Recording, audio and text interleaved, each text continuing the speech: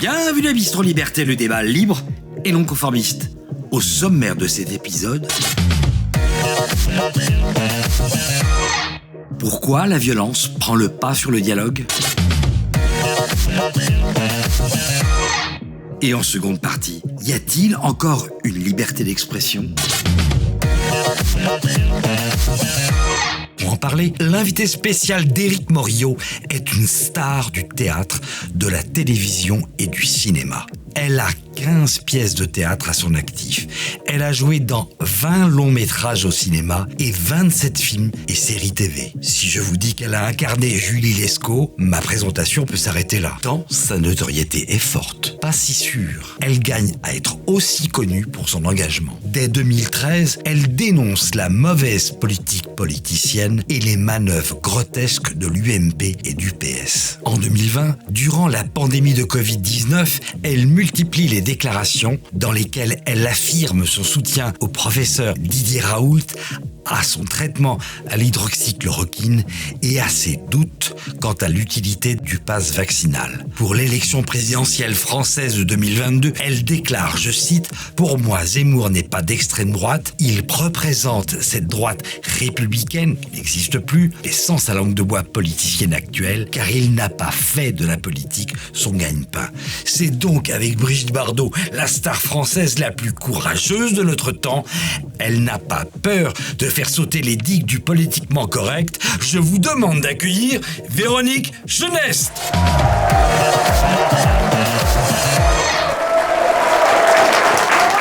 Quel accueil! Bonsoir Véronique.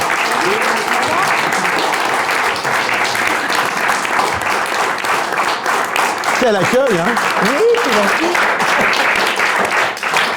Votre popularité ne faiblit pas, hein? Je sais pas, oui. Dans la rue, j'ai jamais chaque été jour. très consciente de ça. J'ai jamais vraiment fait très attention, ni dans la rue ni ailleurs. Moi, j'ai toujours parlé aux gens et c'est pas quelque chose qui m'intéresse vraiment, la popularité ou pas. Mais c'est vrai que bon, les gens me Enfin, vous reconnaissent êtes sensible toujours. quand même à la bienveillance de ces gens. Bien sûr, la qui bienveillance sont et puis publics. le fait que ça permet la notoriété de travailler, que ça ouvre toutes les portes, bien sûr, bien sûr. Bon, Véronique Geneste, on est ravis, en tout cas, soyez la bienvenue donc, dans cette émission, donc Bistro Liberté. Alors, comme vous le savez sans doute, eh bien, nous allons être entourés de sociétaires, hein, c'est la tradition de cette émission. Alors, les têtes viennent et reviennent. On est ravis d'accueillir Stella Kamga qui revient nous voir. Bonsoir Stella. Bonsoir Eric, bonsoir. Stella qui a signé un très bel ouvrage que je vous recommande qui s'intitule « La France n'est plus la France » aux éditions du Verbe Haut. À vos côtés, Stella, eh bien, on est ravis de le retrouver. Il s'était fait un peu plus rare dans notre émission. Donc vraiment, soyez le bienvenu. C'est Pierre Gentillet, l'avocat le plus incorrectible du PAF. Et puis à mes côtés... Ils ont mis les beaux à droite. C'est vrai, ils ont mis les beaux à droite, ils sont magnifiques. Et les moches sont toujours à gauche. Les beaux et classe, alors que nous, voilà, on est les... Bon, eh bien, vous les avez reconnus, c'est un peu notre équipe de Muppet Show à nous. Je veux bien sûr parler tout d'abord de Mike Borowski pour Géopolitique Profonde. Tu sais que tu es de plus en plus populaire et tu as un fan club incroyable. On reçoit des mails, mais c'est incroyable pour venir participer à cette émission pour toi. Pour moi seulement, alors, ça, c'est vraiment gentil. Je voulais saluer l'Institut Iliade qui a fait un samedi, qui avait fait un gros colloque qui était très sympa. On était, je crois, 1500 à peu près à la Maison de la Chimie. D'ailleurs, il y avait Pierre. Hein. Et voilà, je voulais les saluer, les féliciter pour ce colloque. C'est quoi l'Institut Iliade? Rappelle-nous. L'Institut Iliade, alors non. Attendez, il y a des gens qui nous regardent qui connaissent. non. Véronique, vous savez ce qu'est l'Institut Iliade? L'Institut quoi? Voilà, merci. Bon, rapidement, allez, très vite. C'est un think tank de droite, on va dire. D'accord, ok, bah voilà, c'est précis. Et puis, bien sûr, le petit dernier, il n'était pas là la semaine dernière, enfin, il y a 15 jours plutôt. C'est Greg Tabibian pour Je suis pas content TV. On peut l'applaudir bien fort.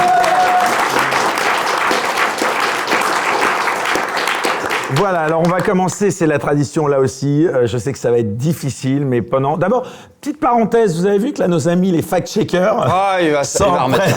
Il va remettre s'en ça. prennent plein la figure. Non, mais, alors, au-delà de ça, non, mais là, on en parle de manière légère, mais c'est quand même assez sérieux. Vous êtes au courant de cette polémique là qui Sur le qui est fonds partie, Marianne ce qu'on appelle Ouais. voilà, le fonds Marianne. Ouais, voilà. j'ai lu vaguement, et je dois dire que j'ai apparemment dit. Alors, on rappelle, hein, c'était suite évidemment à ce terrible attentat et donc de la mort de Samuel Paty, qu'un fonds intitulé Fonds Marianne avait été donc mis en place. Par Chiappa. Voilà, et on a appris donc que ce fonds avait participé à financer beaucoup de, comment pourrais-je dire, Particulier, très particulier. d'associations, voilà. Et pas forcément à bonne destination, c'est ça? En tout cas, il y a des choses qui méritent d'être Beaucoup d'amis du gouvernement, quoi. Il y a une enquête qui est ouverte, non? Enfin, à la En tout demande cas, de- les parents, la famille, en tout cas, de Samuel Paty demande, si je ne me trompe pas, est-ce qu'une enquête... Par soit- contre, ce que j'aimerais savoir, c'est parce que vu que M. Reichstadt, ce matin, a dit que les accusations émanaient exclusivement des milieux complotistes d'extrême droite, je voudrais demander à M. Reichstadt si la famille de Samuel Paty, du coup, est complotiste d'extrême droite. Probablement, oui. Je voudrais savoir s'il a l'indécence d'aller jusque-là. Il a même dit que les gens. Il a même ajouté que les gens qui l'accusaient étaient des imbéciles.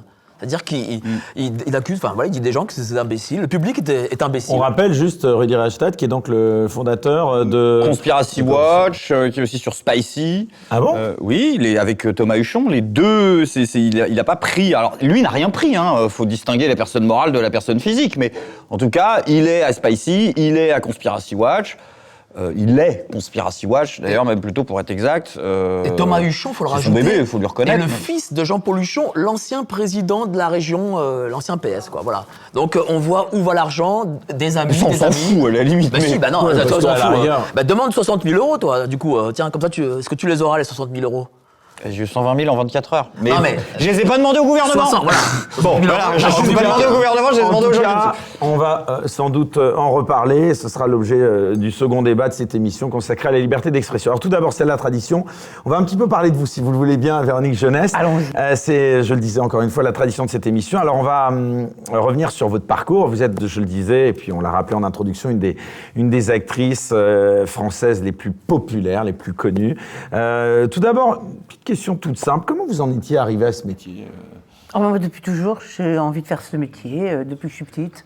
Je veux dire, mon père m'appelait Sarah Bernard, je lui récitais des poésies, j'ai toujours voulu faire ça. Donc tout naturellement, quand j'ai eu 18 ans, je me suis lancée. Voilà, c'est un petit peu la loterie après. Je veux dire, on n'est pas sûr d'y arriver. C'est compliqué, mais voilà. Ça n'avait pas de c'est- rapport avec le côté grande gueule, quoi. J'ai toujours été grande gueule. Au départ, TF1 voulait pas de moi parce que j'étais trop grande gueule. Et puis finalement, comme j'ai été plébiscitée par le public, ils ont bien voulu de moi pour Julie Lescaut. Mais au départ, c'était pas gagné, oui. Quel regard vous portez sur cette carrière voilà, incroyable, et notamment Julie Lescaut, cette longévité, avec le recul que vous avez désormais Un regard fait de... J'ai jamais de regrets, moi, donc je regarde toujours en avant, mais un regard où des fois, quand même, parce que ce qui est bien aussi, c'est d'avoir des doutes, ce qui est bien, c'est de se remettre en question, ce qui est bien pour avancer toujours, et de se dire que peut-être il y a des choses que j'aurais pu faire autrement, voilà, mais en fait, en général, plutôt beaucoup de plaisir, beaucoup de bonheur, et j'ai jamais, en fait, fait vraiment de plan de carrière, c'est peut-être une erreur, j'en sais rien, mais je me suis laissée un petit peu porter là où le vent le portait. Et... Ah, et c'est clair, vous n'avez jamais non plus mâché vos mots, parce qu'encore récemment, je crois que la direction de TF1, il y avait eu un imbroglio, vous avez rappelé, enfin, il y a eu un petit... Oh, j'ai eu des no, là, TF1, ça, je crois que c'est une grande histoire de désamour maintenant, alors que ça a été une grande histoire d'amour. Mais bon, je pense que c'est plus dû aux personnes qui sont maintenant à la tête de TF1 plutôt que et à la politique Et de vous sentez TF1, qu'il qui y a d'ailleurs quoi, ne réussit pas beaucoup à TF1. Vous sentez quoi, qu'il y a un refus de peut-être... Non, il y a vraiment, il traite les gens trop mal. Et moi, je suis pas de cette génération où on traite les gens comme ça, comme des objets, comme des. C'est-à-dire qu'ils vous mettent en permanence. Moi, les 2 dernières fois que j'ai eu affaire à eux, c'était pour C'est à qui en pour un particulier, film soyons. et mais à la direction, aux décideurs, je dirais, de TF1. Alors, il y en a plusieurs. Avant, c'était Pélisson, et là, c'est le monsieur de Canal+ qui a remplacé. Rodolphe Belmer, c'est ça? Voilà. Donc, moi, je l'ai pas connu lui, mais bon. Et puis Aprikian qui est venu, qui a pris la place. Les gens changent, les gens évoluent, les gens changent. Voilà, la politique change. Et puis, ils sont plus maintenant dans une sorte de truc choral où je pense que quand on a trop de pouvoir, on leur fait peur et puis qu'ils essayent un petit peu de casser tout ça. Et surtout, il n'y a plus aucune... À une époque, les gens qui avaient un passé de comédiens derrière eux, qui avaient des choses qu'ils avaient faites, étaient considérées. Or, aujourd'hui, les gens qui ont fait des choses, ils sont plutôt considérés comme il faut les dégager parce qu'ils demandent trop d'argent. Ils font... Voilà, et puis à un moment, ils reviennent à la charge, ils vous proposent des choses et puis vous dites non, mais ils insistent. Puis une fois que vous avez dit, bon alors peut-être pour voir, ils vous mettent dans la position du demandeur et vous vous retrouvez tout à coup, au bout d'un moment, vous vous en faites poireauter pendant 3 mois, avec un truc où vous dites, bon maintenant c'est bon, j'attends plus, je le fais pas. Et ben ça tombe bien parce que finalement, en fait, vous n'alliez pas le faire.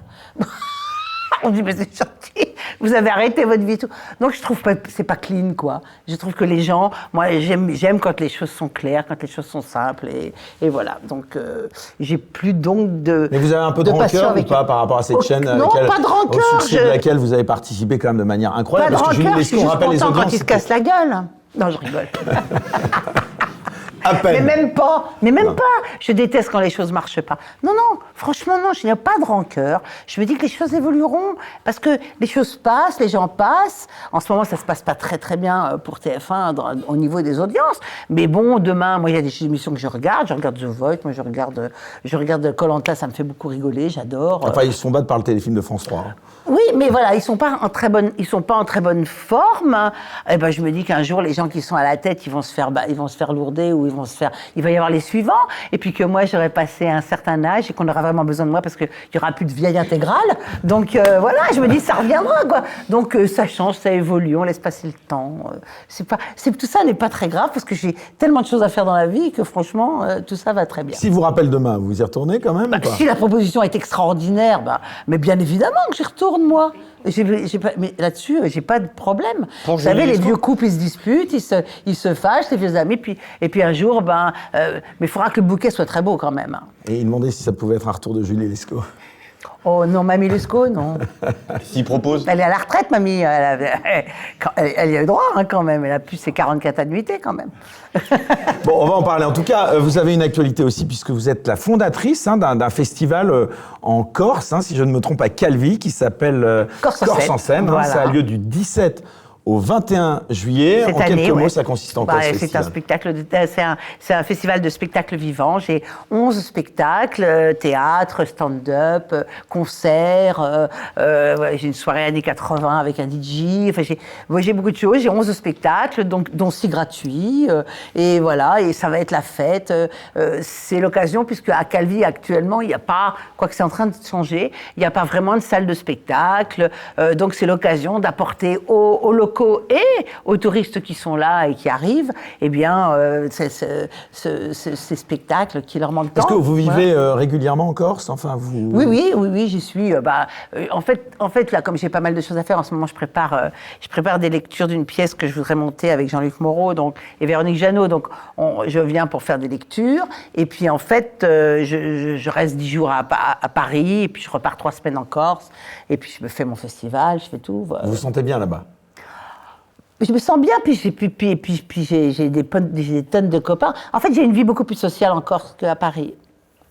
Pour revenir à ce milieu de l'audiovisuel, du cinéma, du théâtre, vous l'avez vu évoluer au-delà des rapports avec TF1 ? Est-ce que vous avez vu ce milieu changer ? Oui, beaucoup changé, oui. Mais les valeurs du milieu changeaient aussi. Mais plus que le milieu, je crois que le milieu subit ce qu'on subit au quotidien. La société a changé. Et le milieu n'échappe pas à ce changement dans la société. C'est-à-dire que ce truc de fast-food, t'as passé un certain âge, t'es obsolète, t'es bon à foutre à la poubelle, ce qui va pas arranger les gens qui doivent se battre 4 ans de plus ou 2 ans de plus dans le boulot. La société a changé. Avant, je vous dis, quand les gens prenaient de l'âge, on les mettait en valeur quand ils avaient... Et aujourd'hui, on les traite de has-been direct, on veut les détruire.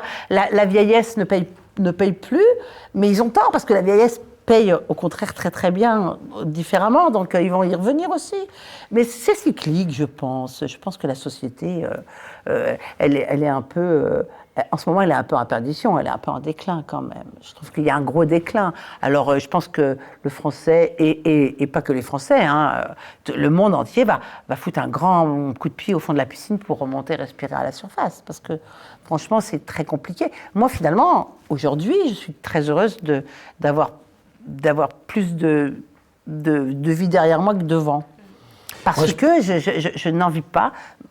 Les vieux disaient ça aussi, mais je n'envie pas les tout jeunes, parce qu'ils ont moins d'espoir, à mon sens, voilà, souvent. Je pensais à quelque chose en particulier, c'était évidemment la drogue, enfin la rumeur de drogue dans ce milieu. On l'a encore vu, vous voyez à qui je fais référence sans doute. Bien sûr. Vous avez été témoin de près de ce bien flot de la drogue. Mais bien évidemment. On a tous été témoins de tout. Vous en pensez quoi de toute cette affaire, notamment évidemment de ce qui est arrivé, ce qui est terrible, ce terrible accident dans lequel Pierre Palmade a été impliqué? Je crois que c'est encore une autre histoire, parce que je crois que Pierre est un garçon qui a des gros problèmes de vie personnelle. Donc, je veux dire, moi, Vous le connaissez bien, Pierre Palmade? Non, je ne connais pas très bien Pierre. Je l'ai eu au téléphone, justement, la première année, je voulais qu'il fasse une soirée, genre Palma Show pour mon festival, en clôture. Et il a été très honnête, parce qu'on m'avait prévenu, on m'avait dit, fais gaffe, parce qu'il n'est pas très fiable en ce moment, parce qu'il ne va pas bien. Et donc... il avait été très honnête, il m'avait rappelé, il m'a dit non Véronique, je ne te le ferai pas parce que je ne suis pas sûre d'aller au bout. Donc j'ai trouvé ça extrêmement honnête. Maintenant, il lui est arrivé ce qui lui est arrivé, c'est dramatique. Mais moi, je ne peux pas juger. Je veux dire, la justice va le juger, les gens le jugent et le massacrent s'ils ont envie. Moi, j'ai du mal à massacrer et à tirer sur les ambulances. Voilà. Alors, en tout cas, vous êtes une femme engagée, ça personne ne le contestera. L'une de vos prises de position importantes, on l'a rappelé en introduction, concernait évidemment cette séquence de la Covid-19. Quel bilan vous faites de cette période, plus de 3 ans après ses débuts? Est-ce que ça a été un tournant vraiment? Oui, je crois qu'il y a eu un gros tournant. Il y a eu un gros tournant pour plein de raisons. Mais je pense réellement que c'est un gros foutage de gueule qu'on a eu là. Je ne sais pas si c'est un test.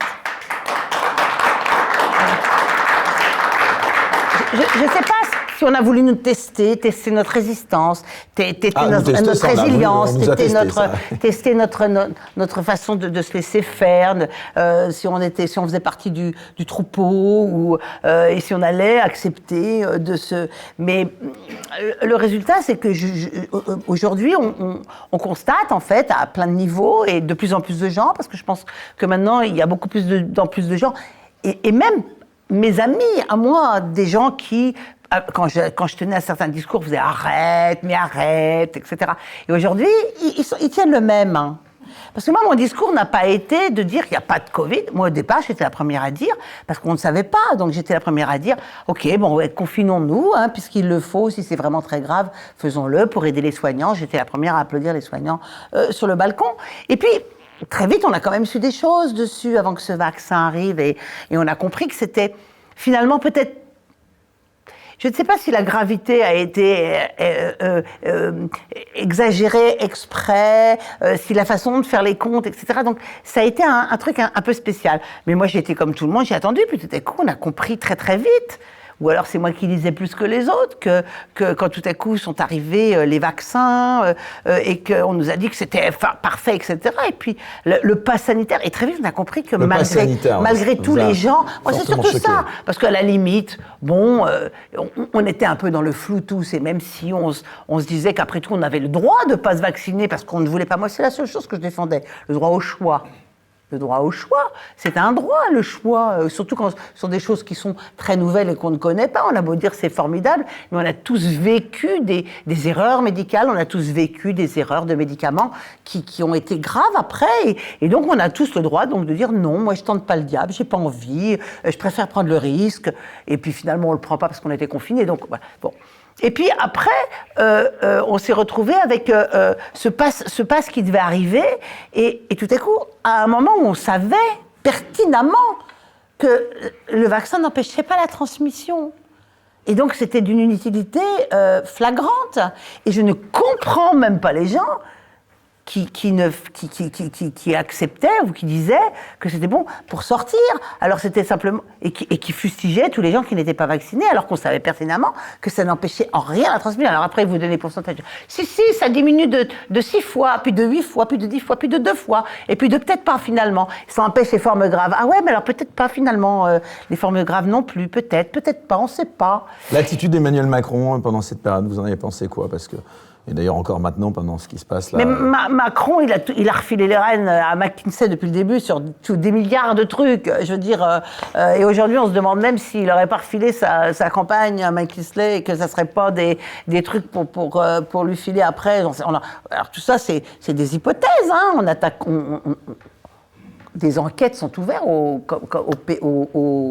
au parquet national financier, PNF. Oui, Vous pensez que c'est le pire président de la Ve République qu'on ait Non, élu? non, je pense pas que c'est le pire. Je pense pas que c'est. Non, je pense pas que c'est le pire. C'est qui le pire? Qui a fait C'est pire? Hollande. Non, je pense pas que c'est le pire. Je pense que malheureusement, depuis quelques années, ils sont tous pareils. Hein. C'est-à-dire qu'en fait, moi, j'ai été très déçue par Sarko, je vous l'avoue. Ouais, il y a déçu. Et Vous étiez un soutien d'Éric Zemmour, hein, si ça Non, vous... j'ai pas été Non. soutien. Alors ça, c'est extraordinaire. J'ai une fois assisté à un de ses spaces en lui disant que son discours m'intéressait, donc on a dit que je soutenais Zemmour. J'ai une fois fait un hashtag Zemmour sur un truc que je trouvais intéressant, mais moi j'écoutais tout le monde. J'ai même lu complètement la campagne de Mélenchon. J'ai failli aller lui poser des questions. Moi, j'écoute. J'aurais pu mettre Mélenchon sur un truc qui me plaît. Hein. Vous allez voir tout le monde. Je ne l'ai pas soutenu. Si j'avais soutenu, j'aurais fait comme pour Sarkozy. J'aurais fait une vidéo. Ils m'ont même demandé à un moment, j'ai pas fait de vidéo. Mais Macron-Le Pen, J'ai vous pas avez voté soutenu pour parce qui? que- Vous pouvez le dire ou pas? Non, je le dirai pas. D'accord. Vous n'avez pas voté Macron? J'ai pas voté Macron, mais j'ai pas voté Le Pen. J'ai pas voté. Voilà. Ah ben, vous l'avez dit du coup. Non, mais bon, je le dis, oui, parce qu'effectivement, Il y a que deux choix, il y en c'est avait vrai que deux. Mais moi, ma famille reste quand même ma famille républicaine. Moi, Zemmour, son discours vous pensez que m'intéressait, Marine Le Pen mais n'est j'ai pas trouvé ça républicaine excessif après. C'est-à-dire, j'ai trouvé que ça tournait que autour d'un point qui m'angoissait, me stressait. Et j'ai trouvé que ça me manquait. Mais il allait trop souvent dans le même. C'était le même débat tout le temps. Et moi, je veux dire, il y a un moment, fallait me parler d'autre chose. Une belle mise au point, parce qu'en effet, beaucoup de gens pensaient que vous étiez... Oui, mais enfin, je l'ai dit 20 fois, mais ils continueront à le penser, hein, parce que ça les amuse de le penser. Mais les gens qui me connaissent savent très bien que voilà, quoi. Et moi, je reviendrai à ma famille républicaine. Il y a un garçon qui m'intéresse énormément, David Linard. Le maire de Cannes. Voilà, le maire de Cannes. Il y a des gens qui m'intéressent comme ça, et j'espère qu'un jour, ils vont émerger. Des gens qui n'ont pas la langue dans leur poche, qui savent affirmer des choses, mais finalement... Enfin, il est dans un parti politique qui s'appelle les Républicains, Ouais. je crois, pas Oui. voté l'émotion de censure. Donc ils étaient... Oui, alors voilà, C'est l'opposition un peu contrôlée. Linard n'est pas au Républicain. Non, il est plus... Il n'est pas au Il est Républicain, plus il au- est totalement indépendant. Il est Pardon, autant indépendant, pour moi, je pense alors, qu'il est pardon, possible. Mais il autant. était aux Républicains. Il y a des fake news, ça donne des leçons, puis les fake Mais news. bon, en tous les cas, on n'est jamais d'accord sur tout avec les hommes politiques. On peut discuter de tout, on n'est jamais d'accord partout. Autrement, voterait pour personne, jamais. On n'est pas d'accord partout. Mais il y a des choses bien partout. Donc, Macron, toujours pas. moi, je suis pas quelqu'un qui... Mais c'est vrai que mon affinité est plus républicaine. Voilà. Sans transition, Marlène Schiappa dans Playboy et Emmanuel Macron dans PIF Magazine. Ça vous dit quoi de la politique Ah aujourd'hui ben moi, ça très honnêtement, j'adore. C'est vrai? Ah ouais. Alors là, je suis particulière là-dessus. Moi, que Vous Schiappa... avez vu elle qu'ils ont passe- été obligés de réimprimer Playboy, Ouais. rupture de stock. Hein. Eh ben alors moi, par exemple, Je crois que c'est, que Schiappa fasse Non, je crois que c'est Playboy... Mac et Y qui ont dévalisé. Franchement, le mec leur- qui a acheté Playboy pour Schiappa, il est quand même vicieux. Hein. Ouais, Ça, bah, faut le dire.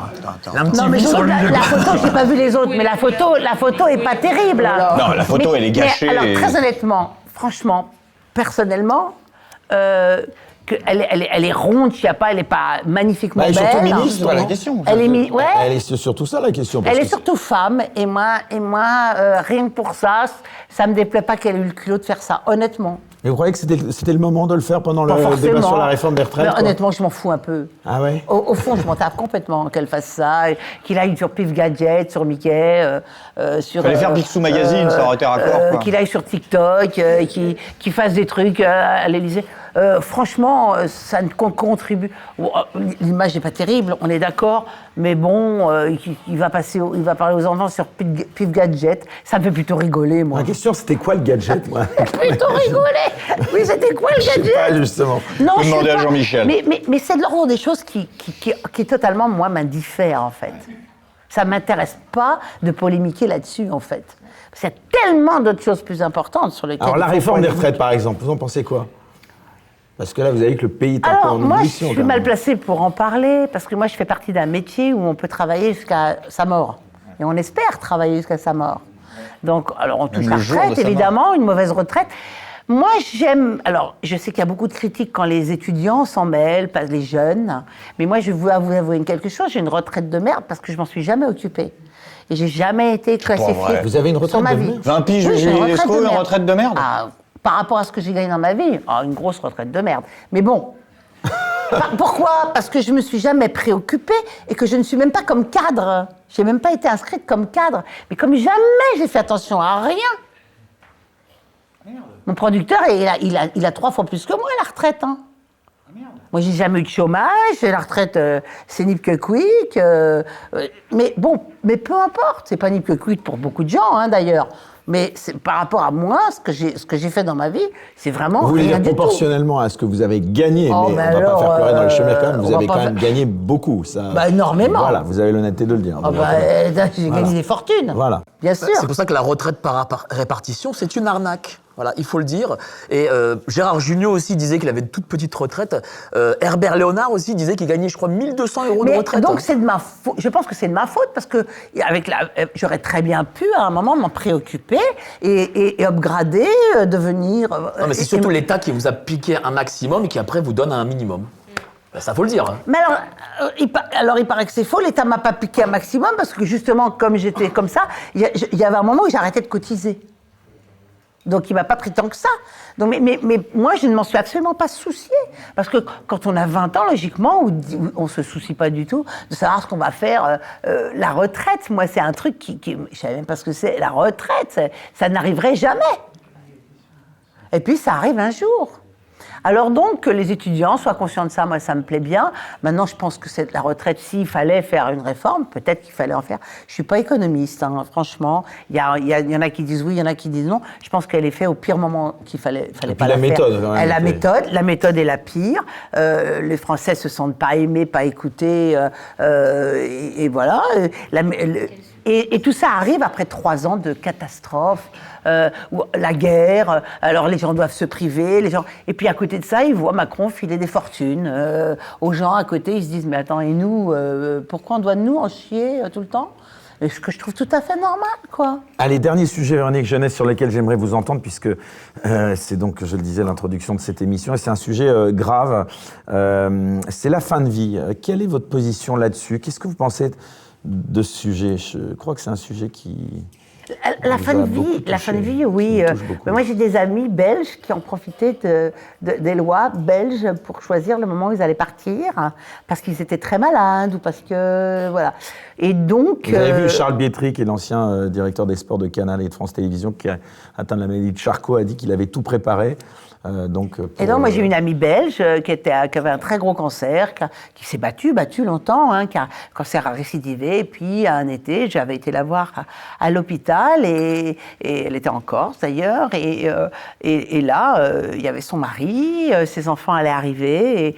Et en fait, elle nous a dit au revoir. Elle avait prévu de rentrer en Belgique. Et elle avait prévu le jour où elle allait arrêter parce que la souffrance était trop grande, parce qu'elle savait qu'elle n'avait aucun espoir. Et qu'elle avait décidé, elle. Et donc, en fait, finalement, ce truc de décider d'une date plutôt que la date décide pour vous, sa préparation et la préparation de sa famille, et ce qu'elle leur a légué, ce qu'elle leur a demandé, etc., finalement, j'ai trouvé ça très apaisant. Apaisant pour la famille. Il y a des combats aujourd'hui pour lesquels vous seriez capable de nouveau de vraiment descendre dans la rue? Oh, oui, bien sûr. Tout ce qui touche à mes enfants. Bien sûr, je descendrai dans la rue. La liberté d'expression, qui est un sujet dont vous avez parlé, ça, je descends dans la rue, oui. Oui, bien sûr qu'il y a des choses qui mobilisent, oui. Des injustices, l'injustice me mobilise énormément. L'injustice sociale, l'injustice en général. Les je ne soignants supporte suspendus, pas. par exemple, vous avez Hein milité. Les soignants suspendus. L'injustice me fait voir On a rouge. peu d'ailleurs de comédiens qui se sont engagés, à part Annie Dupéré, qu'on a, Annie, ouais, que j'avais j'avais reçu pour ma part et qui s'est Ouais, beaucoup qui est engagée. formidable, Annie. Qui disait que elle pouvait le faire aussi parce qu'elle était à une période de sa carrière comme vous, mais quand on est jeune comédien ou comédienne, c'est dur de s'engager et d'aller à l'encontre de ce que dit François Cluzet, Jean-Paul Rouve. Oui, et mais d'autres. je crois que de plus en plus. François Cluzet, il est au début de sa carrière. Lui. Non, mais je parle justement Non, quand tu mais- débutes et que tu as ces. Mais j'arrive même quand pas t'as à Didier ne pas les Bourdon, aimer. quand Moi, même. je leur en veux pas, je leur en veux pas. Peut-être qu'ils croient à ce qu'ils disent aussi. Je leur en veux même pas. Je pense que le vrai problème de notre société, c'est le sujet surtout sur la violence, l'insulte, la violence et le fait qu'on n'arrive plus à débattre. Parce que moi, je suis prête à débattre de tout. Je ne Avec dis tout le jamais monde. que j'ai raison sur tout. Je dis simplement que je me pose des questions. Et aujourd'hui, se poser des questions, aujourd'hui ne pas admettre la doxa ou la vox populi ou j'en sais rien, ne pas admettre ce qu'un courant comme ça, médiatique ou gouvernemental vous impose, on est traité direct de facho, de complotiste, de raciste. Moi, je me suis retrouvée à une émission d'Hanouna, il voulait que je vienne faire la chroniqueuse. Mais attends, t'es gentil, mon chéri, mais j'arrive et ils me font un truc. D'abord, il me fait va à l'émission de Mathieu, parce que ouais, Mathieu, il est gentil, tu parles. Mathieu Delormeau. Mathieu Delormeau. Je vais à l'émission de Mathieu et il prépare un document sur moi. Et j'étais donc raciste, homophobe, islamophobe, Ah, la mais dans totale, les quoi. pires, facho, extrême droite. Non, mais attendez, les Pro-Poutine, enfants. non, il n'y a pas en plus. Pro-Poutine, C'est en option. certainement. J'étais tout ça. Et je me suis fâchée. Comment on peut faire autrement que se fâcher? On vous assène des noms d'oiseaux pour empêcher le débat. Et aujourd'hui, le débat est tellement interdit que ça finit par virer à la violence. Moi, ils ont de la chance. Je suis quelqu'un qui relativise énormément. C'est-à-dire qu'il y a la vie et puis il y a les réseaux sociaux. Et je sais à quel point il faut laisser Vous êtes très couler, active sur les réseaux sociaux aussi. Oui, en ce moment un petit peu moins parce que j'ai mon festival, parce que j'en ai un peu ras-le-bol aussi de leur tronche des fois. Donc je laisse un peu passer du temps. Mais oui, j'y vais, je retweet, etc. Oui, bien sûr. Bon, en tout cas, ça tombe bien, vous venez d'évoquer le terme violence. Ça va être le sujet de notre Ah ouais, premier ça, c'est débat dans Bistro Liberté. Les terrifiant. sociétaires vont pouvoir participer. Pourquoi la violence prend le pas sur le dialogue? La violence, le nouveau paradigme de la société française? Pourquoi tant de violence? Comment endiguer le retour de la violence en politique? Voilà, on en vient à notre premier sujet donc de débat qui porte ce soir, une fois n'est pas coutume, sur la violence qui gangrène de plus en plus notre société française. Cette violence, on l'a un peu d'eau, je crois, pétillante pour Madame Geneste. La violence est-elle le nouveau paradigme de la société française? En tout cas, on constate tous les jours que cette violence, elle augmente. On le voit aussi bien dans l'actualité que dans les études. Alors, tout d'abord, une question que je vous pose à vous en priorité, Véronique Geneste, mais aussi à tous les autres sociétaires. Comment vous expliquez qu'il existe encore des personnes qui nient cette montée de la violence en expliquant que c'est avant tout un phénomène médiatique? Ça existe? Ah oui, il y en a. Que c'est un phénomène. Enfin, elle est quand même, elle est présente, qu'elle soit physique ou verbale. La violence est ultra présente aujourd'hui par rapport à moi, tout ce que j'ai vécu, où en fait, parce que les gens n'arrivent plus à se parler. Est-ce que c'est dû à une remontée du communautarisme? Parce que le communautarisme est extrêmement puissant et les gens se séparent. Ils parlent tout le temps du vivre ensemble, mais j'ai l'impression qu'ils vivent de plus en plus en groupe, un petit groupe qui se font la guerre, genre les clans, les machins, et bidule fait la guerre à machin fait la guerre. C'est sans arrêt de la guerre, et même la politique et tout. Ils finissent par s'insulter, par se faire des bras d'honneur. Enfin, je veux dire, on est là dans Est-ce que le cinéma n'a pas une responsabilité, la télévision, si. dans cette montée de la violence? Ah, mais moi, par exemple, quand j'ai vu sortir... Alors, je vais te dire, il y a La Haine, par exemple. Quand j'ai vu C'est sortir déjà un La petit bout de Haine, temps. j'étais, moi, catastrophée de ce film. Finalement, Parce que finalement, c'était une apologie de la violence, presque. On est Et là, puis hein. après, par exemple, et puis il n'y a pas que ça, il y a aussi la vulgarisation d'une violence insidieuse. Comme par exemple, ça va paraître con parce que c'était un film de comédie que j'ai beaucoup aimé, qu'a fait Jean Dujardin, qui s'appelait Brise de Nice. Et en fait, le principe, si vous regardez le principe de Brise de Nice, c'est de casser l'autre. Casser. Et mon fils, qui avait 10 ans à l'époque, je sais pas quoi, il était là, et en fait, à l'école, c'était que ça, c'était, ouais, espèce de gros machin, chose bidule, casser. Et tout à coup, j'ai vu une sorte d'évolution que je trouvais, moi, épouvantable. Mais c'était un film qui avait porté ça, il fallait casser celui qui était en face. Et on est passé d'une époque où l'autodérision était presque le maître mot de l'humour, et c'était vachement bien, où la personnification. Et en fait, on est arrivé dans une époque où l'humour n'est que le cassage de l'autre, la méchanceté. Et c'était l'amorce, pour moi, de cette plaie, quoi. Stella, vous qui avez écrit un livre dont je le rappelais qui s'appelle « La France n'est plus la France », vous avez été témoin de cette évolution depuis votre arrivée en France, puisque... Je le suis toujours. Je ne peux pas dire un mot sur les réseaux sociaux sans recevoir des menaces de mort, des menaces de viol, des menaces d'insultes. En plus, quand j'ai fait une émission j'ai fait une émission au Grande Gueule où je parlais de l'envoi de l'argent en Afrique et que Booba relayait l'émission et il m'a envoyé tous ses followers, donc j'ai reçu une autre vague encore, enfin comme si je n'en recevais pas déjà assez. Et c'est vrai on vit dans une époque où personnellement, c'est vrai que je suis jeune, mais j'ai l'impression que moi, j'ai vécu à une autre époque. C'est-à-dire que je ne me retrouve pas. Je suis jeune, mais pourtant, je suis déjà boomer, quoi. C'est-à-dire que je ne comprends pas un certain nombre de choses. Moi, je n'ai jamais pris mon téléphone pour aller insulter ou menacer des gens avec qui je n'étais pas d'accord. Pourtant, des gens avec qui je ne suis pas d'accord, il y en a à l'appel. Mais je n'ai jamais fait la démarche de prendre mon téléphone et d'aller menacer quelqu'un, insulter quelqu'un, menacer sa famille, menacer son intégrité physique. Mais bizarrement, aujourd'hui, c'est normal. On vit dans une société qui a presque normalisé ça. Parce qu'on le voit aussi, même dans les médias, hein, les émissions qui marchent plus généralement ou qui ont le plus d'audience, c'est les émissions effectivement où il y a des clashs, où on a insulté X ou Y personne, où la personne a fondu en larmes. Ouais, comme si c'était normal de pleurer. Vous participez à des émissions comme ça où il y a quand même on pense évidemment à l'heure des pros, il y a des altercations quand même entre chroniqueurs qui sont parfois très violentes.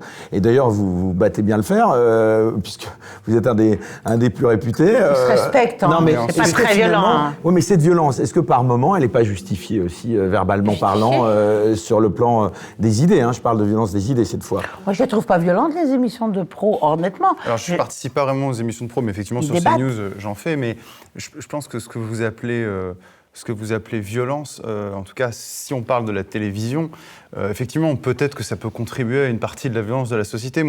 Permettez-moi de replacer la question autrement. Je pense que la violence, il y en a toujours eu, il y en aura toujours, et je vais vous choquer, ce n'est pas un problème.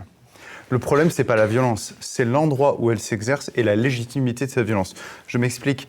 La violence dans la rue me choque. C'est une violence de nature politique. La violence dans le Parlement ne me choque pas. Je suis presque heureux aujourd'hui qu'on ait enfin de la violence dans le Parlement, qu'on ait des débats houleux, qu'on ait des débats agités où on s'empoigne. Enfin, quand le ministre de la Justice fait des bras d'honneur, c'est pas acceptable. Non, mais là, c'est pas exactement la violence. Là, c'est de l'inélégance. Ouais, voilà. C'est pas de la violence. Mais quand de la violence s'exprime à l'intérieur de l'hémicycle... L'exemple que ça donne, excuse-moi, tu fais... Par définition, ça veut dire qu'elle ne s'exprime pas. Par définition, ça veut dire qu'elle ne s'exprime pas dans la rue. Donc c'est pour ça, encore une fois, de toute manière, il y a de la violence dans la société. La question, c'est de savoir comment est-ce qu'elle s'exprime. Je le redis, la violence verbale dans un débat, dès l'instant que ça ne vire pas dans la vulgarité et l'inélégance, ce sont deux choses différentes. Personnellement, ça ne me choque pas. Ce qui me choque, bien évidemment... C'est très subjectif, Pierre. Mais non. Très subtil, mais non, pas du tout. Mais quelqu'un, je suis désolé, quelqu'un qui est un peu véhément dans ses propos, des gens qui s'agrippent moralement dans des débats, par exemple, sur la retraite. On a vu des mots très durs. Vous voulez mettre un impôt sur la mort. On a vu un député de la NUPES qui a accusé le ministre Dussopt je sais plus, d'assassin. Voilà. Moi, ça me choque pas. Moi, ça ne me choque pas. Ce qui me choque beaucoup plus, c'est la violence qui va s'exprimer dans la rue. Ce qui me choque beaucoup plus, ce sont les violences urbaines qui ont explosé. Voilà, c'est les délits, c'est les crimes. C'est ça ce qui me choque. C'est ça le caractère illégitime de cette violence et illégale. Mais faut lire les chroniques de l'époque de la Troisième République où les parlementaires s'insultaient et même ils étaient, par rapport à aujourd'hui, ils étaient hors la loi quand ils s'insultaient parce que rappelez-vous quand Léon Blum a été élu, il y avait des propos antisémites dans l'Assemblée nationale. Mais pourquoi est-ce qu'il y a de la violence aussi ? Moi, je me rappelle d'un fait, c'était les violences des banlieues, parce que je pense que je vais rebondir sur ce qu'a dit Pierre. En 2005, il y a eu les violences des banlieues. Moi, j'ai fait des maraudes avec l'ancien député-maire du Rincy, qui s'appelait Éric Raoult, et qui est décédé, et qui était aussi député de Clichy-sous-Bois, parce que les violences des banlieues ont commencé à Clichy-sous-Bois. On a fait des maraudes. Ouais. On a fait énormément de maraudes sur toute la circonscription pendant 3 semaines, 1 mois. Et c'était des violences. Il y avait quoi ? Il y avait 500 jeunes qui faisaient les cons, qui brûlaient et tout.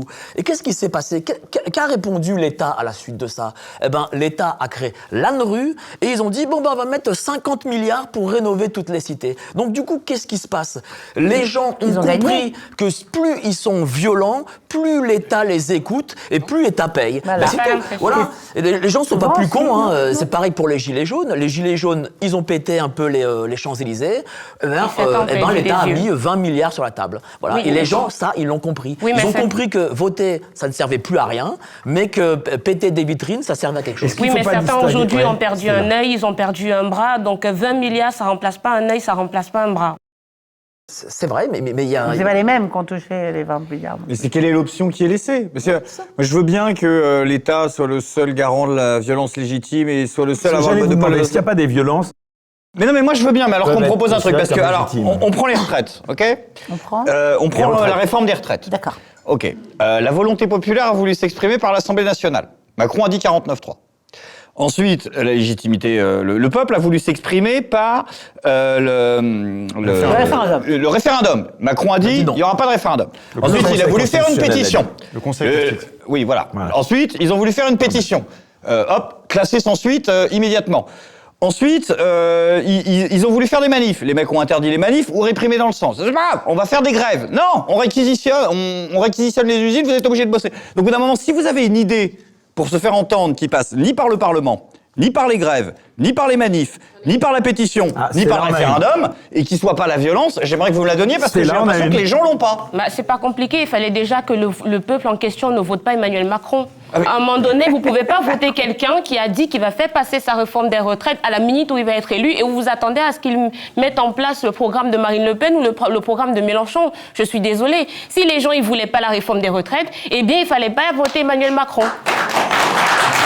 C'est vrai que c'est assez imparable, pardon Greg, c'est assez imparable comme discours. C'est imparable, sauf que ceux qui vont vivre la réforme des retraites, ce sont ceux qui ont voté et ceux qui n'ont pas voté Emmanuel Macron. Ça fait partie des gens qui ont élu et qui sont pour la démocratie. Si vous êtes pour la démocratie, il faut assumer la démocratie, qu'elle vous plaise ou pas. De toutes les façons, je ne me souviens plus, mais c'est un penseur qui disait que la démocratie, c'est la dictature de la majorité sur la minorité. Je suis désolée, moi personnellement, je suis contre la réforme des retraites, mais à un moment donné, je fais partie également de ces chroniqueurs, de ces personnes avec mon petit compte public qui a tout fait pour appeler les gens à bien voter, d'accord ? Il se trouve que malheureusement... Et à voter contre Macron. J'étais contre le fait qu'il fallait transformer les gens en castors. Sauf que les gens ont choisi de se transformer en castors. Mais à ce moment donné-là, qu'est-ce que vous voulez qu'on y fasse ? Non, mais ils n'ont pas choisi vraiment. Si, ils ont choisi, je suis désolée. Ils ont choisi entre la peste et le choléra.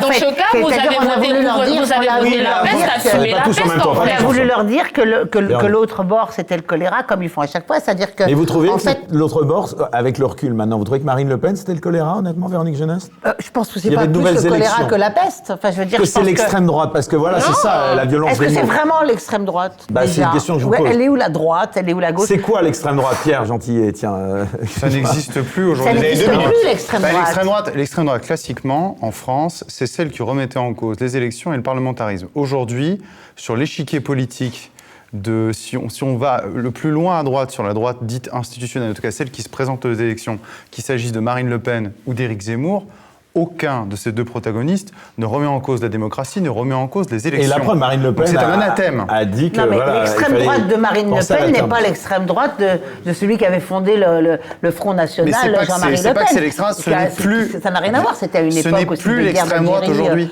Non, mais ce n'est plus... Il n'y a plus d'extrême droite, je pense, depuis les années 60-70, depuis les derniers groupuscules qui étaient Occident et Ordre Nouveau, il n'y a plus d'extrême droite en France. Il y a des micro-groupuscules qui ne se présentent jamais aux élections. Identitaire. Donc, ça n'existe plus. Vraiment, ça n'existe plus. C'est un simple anathème et c'est une facilité, une commodité, je dirais, et un raccourci pour dire voilà, tout ce qui se situe le plus à droite, c'est l'extrême droite. Excusez-moi, les idées politiques, c'est pas une histoire de géographie, c'est pas juste une histoire de gauche ou de droite, c'est une histoire d'idées politiques. L'extrême droite d'aujourd'hui, c'est ni plus ni moins la droite un peu forte d'il y a 30 ans. En tout cas, ce qu'on appelle l'extrême droite aujourd'hui, disons par exemple le Rassemblement National, c'est le programme du RPR, en tout cas sur l'immigration, début des années 90. Et pas seulement 95. Oui, enfin, c'est un peu plus populiste. Début des années 90, les assises du RPR et du DF. Voilà, c'est ça, avec peut-être une fibre un peu plus sociale, mais ça, encore une fois, c'est du détail et de la cosmétique. Non, ce vocable extrême droite, il sert, comme d'habitude, et là on revient au débat qu'on avait avant, à mobiliser une partie de gens qui sont peut-être un peu influençables, et c'est à ça que servent peut-être les influenceurs, en tout cas les gens qui sont avertis politiquement, et qui pensent voter contre le fascisme au second tour de l'élection présidentielle en 2022. Alors que le fascisme, c'est Macron, on le sait tous. Alors qu'en fait, ce qui est étrange dans tout ça... Non, c'est facile. Véronique, non, c'est une réalité. Non, je pense que Macron n'est pas le... Là, je vais m'élever en faux, parce que j'entends trop ça. Le fascisme, Maurras disait que le fascisme, c'est le socialisme sans la démocratie.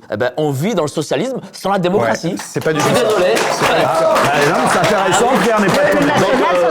Je prends les visions de Maurras. Mais non, mais Maurras, c'est tout à fait respectable, mais en l'occurrence, il y a des catégories en sciences politiques, et le fascisme appartient à une bonne catégorie en sciences politiques, et Emmanuel Macron, on peut le détester, mais si vous dites qu'il est nazi et qu'il est fasciste, en fait, on va strictement rien avancer dans le débat. Excusez-moi, je fais un demi-coup de gueule, mais je dis certainement pas contre vous, je vous apprécie, évidemment, vous le savez. C'est gentil. Je vous dis très sincèrement, mais... En général, quand tu commences à t'ouvrir, ça va mal se passer. Non, c'est vrai. Non, parce que c'est pas contre toi que je le dis. C'est arrêter de fasciser et de nazifier systématiquement aux adversaires. Macron n'est pas un fasciste, Macron n'est pas un nazi. Revoyez les définitions du fascisme, les définitions du nazisme. Ça n'a rien à voir. Vous pouvez dire qu'il a une attitude autocratique, autoritaire, mais par pitié, l'autoritarisme, ça ne veut pas seulement dire fascisme, nazisme. On entend trop souvent ça. On a beaucoup entendu ça pendant l'affaire du pass sanitaire, du pass vaccinal. On a entendu le pass nazitaire, etc. Ça, je vais vous dire, c'est le fond de chiotte de la pensée. C'est vraiment le fond de chiotte parce que, je vous dis, mais est-ce que ce ne sont pas leurs méthodes? Non, parce que quand vous dites ça, vous serez entre vous autour de votre table à dire « Ah ben on est dirigé par des nazis, on est dirigé par des nazis ». Vous serez entre vous, vous ne convaincrez personne. Et ça nous amène personne, et en plus ce sera faux. Faux. Je le répète, c'est faux. Voilà. Ça ne veut pas dire que j'approuve Macron quand je dis ça. Ça ne veut pas dire que... Voilà, c'est juste, je ne veux pas céder à une facilité intellectuelle. Il y a quand même quelque chose. Je pense qu'on peut combattre honnêtement. Ok, voilà. on peut renier le terme de fascisme concernant Emmanuel Macron. Tu es d'accord? Mais il y a quand même, je ne sais pas si tu es d'accord, dans la façon d'exercer le pouvoir macronien, quelque chose qui relève de l'anormalité. Ah, c'est réellement. C'est quoi, l'apostrophe, anormalité. Le pass sanitaire, des restrictions de liberté qui sont sans précédent depuis les années 50. Ça s'appelle un régime autoritaire. Ouais. Mais un régime autoritaire, un régime fasciste. Non, parce que c'est une mesure autoritaire. C'est une mesure qui s'est affranchie de l'état de droit. Ça, c'est tout à fait exact.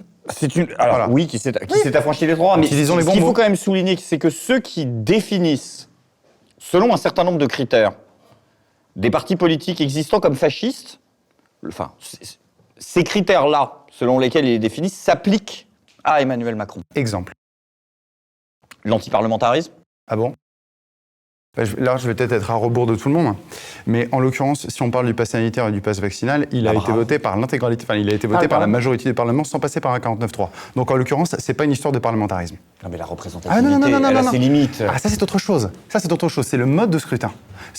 Mais c'est pas du fascisme.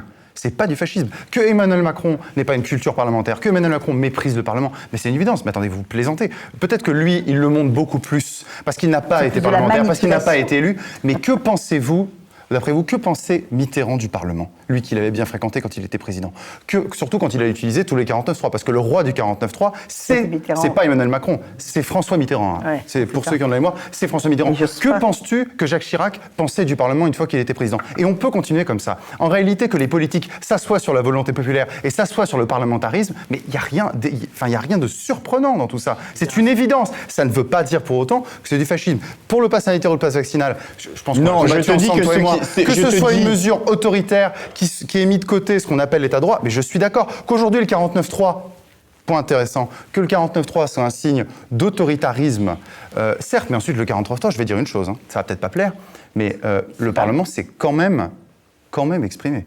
Il s'est exprimé sur le 49.3. Le 49.3, le principe, c'est si vous êtes prêt à aller contre le gouvernement sur ce projet de loi, votez la motion et renversez-le. Qui n'a pas voté la motion?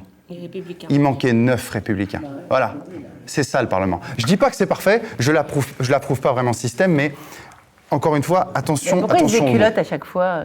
C'est ta famille politique. Bah ça c'est plutôt à vous. C'est ta famille Mais pourquoi ils politique. se déculottent? Je veux dire, moi, ça m'énerve. Moi, j'aimerais tu qu'on vois. revienne au sujet de la violence lors des manifestations, justement, contre la réforme des retraites. Vous en pensez quoi, vous tous, qui êtes ici présents? Est-ce que c'était plus De quel violent côté? qu'en 68? C'était moins violent, vous pensez? Je sais pas, moi, en 68, c'était très De quel violent. côté? De quel côté? Ça dépend de quel côté. J'ai souvenir Eh de ben, on a énormément beaucoup de parlé alors ces violence. derniers. Alors on va parler. Non mais Pierre a raison de demander de quel côté. Alors par exemple, on a beaucoup parlé ces derniers jours de ce que les médias appellent des, je cite entre guillemets, des violences policières ou des bavures. Qu'est-ce que vous pensez de ces violences-là? Est-ce qu'elles existent? Est-ce que c'est un fantasme? Est-ce qu'elle n'est pas la seule légitime? Comme l'expliquait en son temps Max Weber, dites-nous. Très court par définition, oui, enfin, personne ne peut contester les violences policières, enfin, ça existe et c'est courant. Si, la moitié du gouvernement. Non mais c'est logique. La moitié du gouvernement nie l'existence du terme. Mais non, mais encore une fois, par définition, la police est violente. Quand elle fait une interpellation en manifestation, la police est violente. Quand la police interpelle un délinquant, la police est violente. Ça ne veut strictement rien dire. Je pense que le sujet, pardonnez-moi, c'est pas la question de savoir si la police est violente. La police est violente. Les gens qui s'engagent dans les Bravem ou les gens qui s'engagent dans les forces d'intervention, si vous voulez, c'est des gens qui savent qu'ils vont utiliser la force physique, donc ils ont un léger attrait. Ça ne veut pas dire que c'est des gangos. On leur demande. C'est des psychopathes. Oui, mais il y a une vocation. C'est ça ce que je veux dire. Ah voilà, je suis pas en c'est la train, demande. je suis pas en train C'est la d'insulter demande. ces gens. Je vous dis que ces gens, ils ont un attrait pour la puissance physique et pour le J'ai vu combat tous les contre épisodes de mais Julie c'est Lescaut, elle a normal. jamais matraqué en Le manifestation. sujet- Ah, mais c'est pas Le pareil. sujet, c'est pas ça. Le sujet, c'est la question de Non. savoir est-ce que la violence qui est utilisée C'est pas une est CRS. proportionnée au regard du risque. Un CRS qui arrive et qui tabasse un manifestant, comme c'est arrivé, et comme ça arrive encore aujourd'hui, de manière complètement, qui tabasse de manière assez disproportionnée, alors que même que ce manifestant n'a rien fait. Oui, c'est une violence policière illégale et illégitime. Voilà. C'est ça le caractère. La violence policière, par définition, la police est violente. La question c'est, est-ce que cette violence est disproportionnée ou pas? Je fais qu'un rappel de droit ici. C'est C'est du vrai. pur droit. C'est intéressant parce que vous qui Il avez y a des incarné... policiers violents. Justement, Il y a des, Julie Lescaut. Moi, je suis assez d'accord avec toi. C'est-à-dire qu'il y a des policiers effectivement violents, comme partout. Il y a des gens qui débordent. Hein, et puis il y a une violence qui est malheureusement, je dirais, légitime. Et ça, c'est l'ordre qui est donné plus haut, hein, qui la rend légitime. Si l'ordre plus haut, c'est vous les laissez pas passer, ils les laisseront pas passer. Et ils emploieront la violence pour pas les laisser passer. Et s'il y a quelqu'un qui fait comme ça, même s'il n'a pas fait grand-chose, ou s'il refuse d'obtempérer, il va s'en prendre plein la tronche. Mais c'est plus là-haut qu'il faut regarder. Après la violence des policiers, il y a certains policiers violents, et ceux-là, logiquement, sont punis quand ils sont trop violents. Ils doivent être punis. Je veux dire, parce que comme partout, dans toutes les congrégations et dans tous les métiers, il y a des gens qui débordent, et il y en a. Voilà. Mais moi, je suis assez d'accord avec lui. Il faut voir si cette violence est légitime ou pas, et si La elle est colère, en tout cas, proportionnée. elle ne faiblit pas, on le voit, en dépit donc, de ce qui se passe. En tout cas, ces manifestants sont peut-être parfois un peu moins nombreux, mais la colère, elle semble ne pas diminuer. Le risque de guerre civile, vous pensez que c'est un risque qui existe réellement ou pas, vous, Julie Lescaut? Vous en avez peur ou pas? Julie Lescaut. Ouais, c'est bien. c'est Julie Rien, Lescaut. moi, j'allais répondre.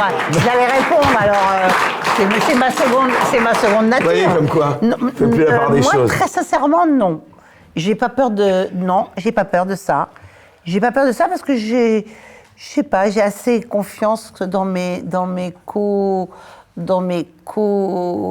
Compatriotes. patriotes, co-religionnaires, j'allais dire, mais non, pas du tout, on n'a pas la même religion.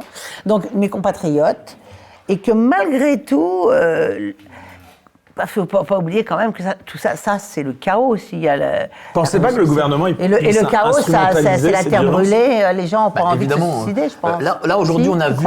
Qu'est-ce qu'on a vu dans les manifs? On a vu en gros le peuple de gauche de la fonction publique qui allait dans la rue, qui ne voulait pas perdre son fameux acquis social. Toi, tu as fait toutes ces manifs sur le terrain. Tu as vu cette évolution. Moi, j'ai pas peur de la guerre civile. La guerre civile, je pense qu'elle est gérée par autre chose, par une vraie crainte de vie, quoi, et pas juste par des choses sociales comme ça. Moi, je ne crois pas dans la guerre civile sur le social.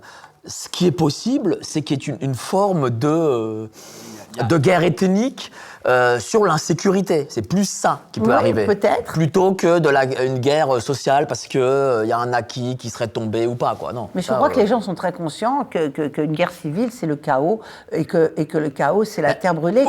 Aujourd'hui, on a des gens... Et que ça ne leur apportera pas du bien vivre. Aujourd'hui, on a des gens qui s'évitent. En fait, les gens aujourd'hui s'évitent. Par exemple, vous allez dans Paris, il y a des quartiers, prenez le quartier de la Marque Colincourt et en bas le quartier Château-Rouge, et ben vous avez deux communautés qui s'évitent. Vous avez en gros les Blancs de Colincourt et on va dire les Africains sur Château-Rouge, ils s'évitent, ils ne traversent pas la rue pour se voir. Et ben viendra un jour où ces populations ne pourront plus s'éviter, et quand elles s'éviteront plus, et ben là ça va frictionner, ça c'est une évidence. C'est dingue, non? Moi, j'ai envie de répondre sur la question de violence policière en disant que, en réalité, je ne me permettrai jamais de juger les actes, des actes surtout en manifestation. Très souvent, il y a des contextes qu'on ignore, on se contente juste de voir des vidéos qui peuvent plus ou moins choquer.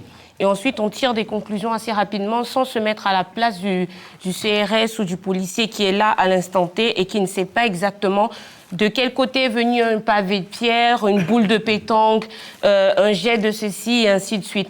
D'ailleurs, la preuve, pendant les manifestations, celles qui ont juste précédé la sortie du Covid, on avait juste vu l'infirmière qui avait été attrapée par les forces de l'ordre et tout le monde avait crié violence policière. Or, on est remonté, on a retrouvé des images juste avant et on voyait cette même infirmière faire des doigts d'honneur à la police. Je vous assure, moi, je me suis retrouvée dans des situations, et je pense que je ne suis pas la seule, la plupart des Français en général qui ont eu recours à la police et qui ont appelé la police pour que la police vienne les sauver des situations in extremis, je crois qu'on est nombreux. Et jamais, au grand jamais, vraiment en matière d'expression, de force ou de réaction dans une manifestation, je ne me permettrai de parler de violence policière. Le mine de rien, le corps policier est l'un des rats qui rend le plus de compte. Contrairement au corps politique où on entend des détournements de fonds Marianne, de l'utilisation de McKinsey et j'en passe, le corps policier est l'un des rares. Le corps policier est l'un des rares qui, tout le temps, est confronté à des sanctions de l'IGPN, des tribunaux, des coupures de salaire, ainsi de suite. Donc, vraiment, par rapport à ça, voilà. Maintenant, s'il faut parler de guerre civile, franchement, la guerre civile en France, j'ai un doute. S'il devait y avoir guerre civile, on en serait déjà là. C'est-à-dire que Véronique a parlé tout à l'heure, par rapport à la période du Covid, de tests. C'est-à-dire qu'à chaque fois, on a poussé les Français au bord du précipice et on voulait voir est-ce qu'ils vont réagir, est-ce qu'ils peuvent réagir. Et au grand jamais, je suis désolée, il y a eu des manifestations, j'entendais des gens se vanter du fait qu'il y a eu 5 000 personnes, 10 000 personnes. Mais est-ce que je dois vous rappeler qu'en France, il y a 66 millions ou 68 millions de personnes. Donc 1000 personnes, 100 000 personnes, c'est quoi? C'est même pas 1% de la population. Donc à quel moment, on parle de guerre civile? Moi, je pense que si on vous a testé, s'il y a eu l'affaire... Benalla et que Macron a dit venez me chercher, vous n'êtes pas allé le chercher. S'il y a eu le Covid, s'il y a eu l'affaire McKinsey, s'il y a eu des mensonges, s'il y a eu tout ce qu'il y a eu et vous n'êtes pas allé le chercher, c'est pas demain la veille qu'il y aura une guerre civile. Je pense aussi. C'est imparable, ça je reconnais. Non, c'est pas imparable parce que aller le chercher. Quel est le rapport? C'est pas facile. Aller chercher Macron, c'est pas une guerre civile, c'est une révolution. Justement, c'est une façon de dire qu'à chaque fois, en fait, on vous a poussé au bord du précipice et il fallait réagir, mais il n'y a jamais eu de réaction. Donc, je pense que Marie-Antoinette, 15 jours avant, était très confiante. Il n'y a pas de...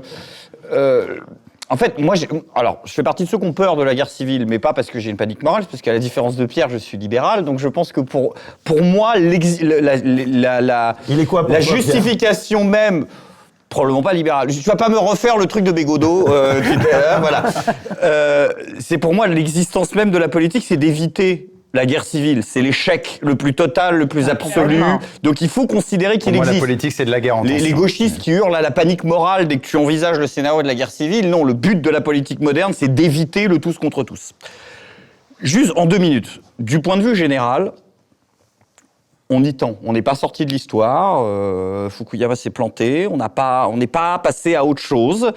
Je pense que l'idée, nous sommes anthropologiquement condamnés à reproduire des phénomènes de violence d'une façon ou d'une autre, mais nous les reproduisons. Du point de vue spécifiquement français... On n'aurait pas de régression civilisationnelle? Non, c'est pas une régression civilisationnelle, ou alors elle est cyclique et permanente, parce que nous en revenons, et je vais pas refaire décadence au moins. L'apologie de René Girard, mais on reproduit les mêmes phénomènes.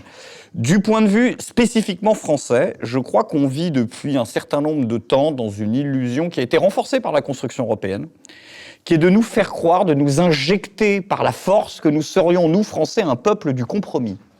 Nous n'avons jamais été un peuple du compromis à quelque moment que ce soit. Ça ne veut pas dire que nous sommes un peuple de la violence, mais même lorsque nous débattons, nous ne sommes pas dans le compromis. Nous avons des philosophes qui, depuis le Moyen-Âge, s'envoient des missives de l'autre bout de l'Europe en se traitant de sale con. Le peuple d'aujourd'hui, de 2023, c'est pas celui du 19e siècle des barricades. Eh bien, justement, il est à moitié, parce qu'il y a une contradiction contemporaine très forte dans ce rapport à la violence, je le constate, c'est que nous avons des gens qui soient au pouvoir ou dans l'opposition, surtout à gauche, parce que la droite assume beaucoup plus la violence, qui sont des gens qui vont avoir une détestation épidermique pour le moindre mot qui va blesser, qui va choquer, qui va stigmatiser, mais qui sont capables de légitimer des violences physiques inouïes dans des proportions sidérantes. Que ce soit le gouvernement qui est capable de vouloir nous pondre des lois sur la liberté d'expression de Madame Avia, qui condamne la haine, notion juridique qui ne veut rien dire si tu ne définis pas la haine de quoi, mais qui par contre autorise des violences policières inouïes. Et puis pareil, chez des gens de gauche qui vont te dire la moindre oppression, tu n'utilises pas le bon pronom, c'est une violence inouïe. Par contre, il faut couper les têtes de 50 000 bourgeois en France. Donc c'est très bizarre parce qu'on est dans une société qui à la fois est composé de gens au pouvoir et dans le contre-pouvoir qui ont une sorte de pacifisme, tu vois ce que je veux dire, culturel très très fort, où le moindre mot de travers est une violence, mais qui sont capables de caution au niveau de la violence physique, qu'elle soit policière ou aujourd'hui, la seule violence que tu as, sont très c'est fortes, sur les réseaux sociaux et c'est sur Twitter. Voilà, c'est la seule violence que tu as. Les gens ont perdu les yeux, on va savoir qu'ils les ont perdus sur Twitter. Mais qu'est-ce que tu en sais ? Rappelle-toi 95, rappelle-toi les grèves de 95 avec Monsieur Juppé. Les syndicats ont bloqué le pays pendant 1 mois et Monsieur Juppé a baissé sa culotte. Et la réforme. Voilà. Mais nous ne sommes plus depuis les Gilets jaunes dans des révolutions. Est-ce qu'on est arrivé à ça ? Non. Voilà. Les gens ont fait un peu de manif, ils chantaient. D'ailleurs, celle qui a fait le buzz, le ras-le-bol d'aujourd'hui, c'est la fille supérieure à celui de 95. C'est la fille qui dansait sur le camion. Et c'était ça la grosse violence. Le ras-le-bol d'aujourd'hui n'est pas supérieur à celui de 95. Mais parce que tu l'as vu sur Twitter. La violence dans les manifestations, elle est beaucoup plus, elle émane beaucoup plus de groupuscules d'extrême gauche d'ailleurs, et peut-être d'extrême gauche, j'en sais rien. Ce qu'on appelle, c'est ça. Ce qu'on appelle les antifas. Elle émane de groupuscules qui sont là pour foutre la merde. Je ne sais pas qui les commandite, parce qu'il y a certainement des gens dont c'est l'intérêt que ça foute la merde, mais la majeure partie des manifestants quand même, c'est de la violence. S'il n'y a pas de violence, c'est pacifique. Il y a des grossièretés, il y a des choses émises, mais c'est pas... Il y a juste un truc qui m'a étonné par contre, c'est que... Il n'y aura pas ton grand soir. Qu'est-ce que tu en sais? Mais je te le dis, tu iras pas... Mais pour abonder dans le sens direct, justement, moi je suis plutôt d'accord avec ce direct, c'est-à-dire que, à mon avis, le parallèle de 95 ne tient pas. Pourquoi? Parce qu'en 95, effectivement, il y a un contexte social extrêmement tendu, et le gouvernement a reculé. Ce qui est intéressant, c'est de comprendre pourquoi le gouvernement a reculé. Je pense que si le gouvernement a reculé, c'est avant tout parce que le gouvernement en responsabilité n'était pas sur la même sociologie qui est celle du pouvoir en place, c'est-à-dire d'Emmanuel Macron. Emmanuel Macron est un camp qui se compose de 2 sociologies bien identifiées. On l'a vu au second tour de l'élection présidentielle. Son premier électorat cible, c'est les retraités. Ils ont voté à 65% pour lui au second tour de l'élection présidentielle. Et le deuxième, c'est la bourgeoisie des centres-villes. À la différence d'un Jacques Chirac, qui avait fait sa campagne sur la facture sociale, etc., qui a eu des voix de gauche, même en 2002 aussi, mais qui a eu des voix de gauche. D'accord ? il avait une culture du compromis. Et deuxièmement, il a dans son électorat est beaucoup moins polarisé que celui d'Emmanuel Macron. Il y avait dans la droite RPR de Jacques Chirac des gens qui étaient d'origine Emmanuel Macron, c'est la nouvelle droite plus alors. sociale. Non, pas du tout. Il y avait des gens dans l'électorat de Jacques Chirac qui étaient, je dirais, de classe beaucoup plus, pardon, c'est un peu marxiste, de classe beaucoup plus modeste. Alors que Macron, c'est beaucoup plus polarisé. C'est pour cela, je termine une phrase, c'est pour cela c'est pour ça qu'Emmanuel Macron se barricade, parce qu'il dit de toute façon, mon électorat soutient cette réforme, et ceux qui sont dans la rue, je ne les aurai jamais. Quand tu prends la CGT de 95 et que tu prends la CGT de 2023, c'est pas la même chose. D'ailleurs, on voit qu'à la tête de la CGT d'aujourd'hui, c'est une bobo, prof, machin, voilà, genre non-binaire et tout ce que vous voulez. Alors qu'à l'époque, je dis. Oui, mais elle est dans ce délire-là, elle est dans cette idéologie-là. Et alors qu'avant, vous aviez le métallo qui allait au turpin, voilà, qui allait à la castagne. Bah si, c'est important. Non, mais alors, et alors quoi ? Et alors aujourd'hui, on a des syndicalistes qui dansent sur des camions. Mais il y en a une. Ah non, et à l'époque, en 95, t'avais des syndicalistes qui allaient au charbon. Oui, et puis dans les années 20, ils étaient main levée contre l'État, point levé contre le fascisme et des finances. Quand je militais, il y a 20 ans, contre le Parti communiste, les mecs, ils mettaient des pilons de verre pour coller les affiches, et ils venaient à la barre de fer. Et ça, c'est fini, ça. Aujourd'hui, le communiste, on va arriver au terme bientôt. C'était là, de ce premier débat. Et puis j'aimerais que vous nous donniez les solutions, selon vous, pour justement endiguer cette violence, que ce serait pas le référendum. On conclut, c'est juste pour dire à Mike qu'en fait, pendant la Révolution, les révolutionnaires, ils avaient pris la Bastille, mais maintenant, en 2023, ils zoukent à Bastille. Ouais, c'est vrai. J'en profite. Un tout petit truc que je voudrais dire qu'on n'a pas abordé, et on l'abordera pas, mais c'est assez intéressant et représentatif de notre esprit très français, je trouve, c'est qu'on est en train de parler de la violence en politique. Et j'aurais juste dire, on l'abordera pas ici, mais qu'il y a aussi un retour énorme de la violence politique à l'échelle internationale et diplomatique. Et que je trouve assez marqué en ce moment dans les humiliations, dans la violence des rapports, les humiliations qu'ont infligées par exemple la Russie à la France ou la Chine à la France, etc. C'est un phénomène généralisé. Qui sont assez forts il y a aussi un retour de la violence entre États et entre nations auquel les historiens et politologues et sachants nous avaient soi-disant immunisés depuis 20 ans. Très rapidement. Mais il est là. Très vite. Il est là. Le mythe de on est sorti de l'histoire et c'est fini depuis la chute du mur. Allez, on va conclure. Pour deux raisons, mais très très court. Pierre, et parce que c'est intéressant comme parallèle. La première raison, c'est une raison interne. Je pense l'effondrement de la classe moyenne. Et donc du coup, la fin d'un certain confort. Du coup, le retour du tragique dans l'histoire, une certaine gravité, l'inflation, etc. Ça génère la violence. Et le deuxième, effectivement, tu l'as évoqué, c'est un parallèle intéressant. C'est pas un hasard si le retour de la violence sur la scène politique internationale, notamment la guerre en Ukraine, mais pas que, le montre. C'est aussi le dégel d'un système, c'est la vraie fin de la guerre froide, ou plutôt le retour d'une nouvelle guerre froide, donc du coup les tensions qui ressortent. Voilà, c'est peut-être ça aussi. Le mot de la fin revient à Véronique Geneste. Justement, vous qui avez incarné, je ne fais pas la confusion, Julie Lescaut, est-ce que vous ne pensez pas, on tape beaucoup aujourd'hui quand même sur la police, je reviens à ce sujet, est-ce qu'il ne faudrait pas au contraire la revaloriser, la renforcer pour faire face aux défis de la violence au sens général? Oui, absolument, mais c'est pareil pour tout le monde. Je veux dire, il faut revaloriser tout le monde, tous les métiers, ils sortent pas du lot. Et effectivement, il faut revaloriser la police dans ce qu'elle a, dans ce qu'elle met au service des gens, parce qu'elle vous aide aussi beaucoup, la police. Là, on mélange un peu police et CRS d'ailleurs. Je veux dire, donc, faut arrêter de dire les policiers sont des cons, les policiers sont des assassins. Je pense vraiment que c'est je pense que notre civilisation, si vous voulez un mot de la fin, c'est que elle souffre de l'amalgame et du manichéisme, avant tout.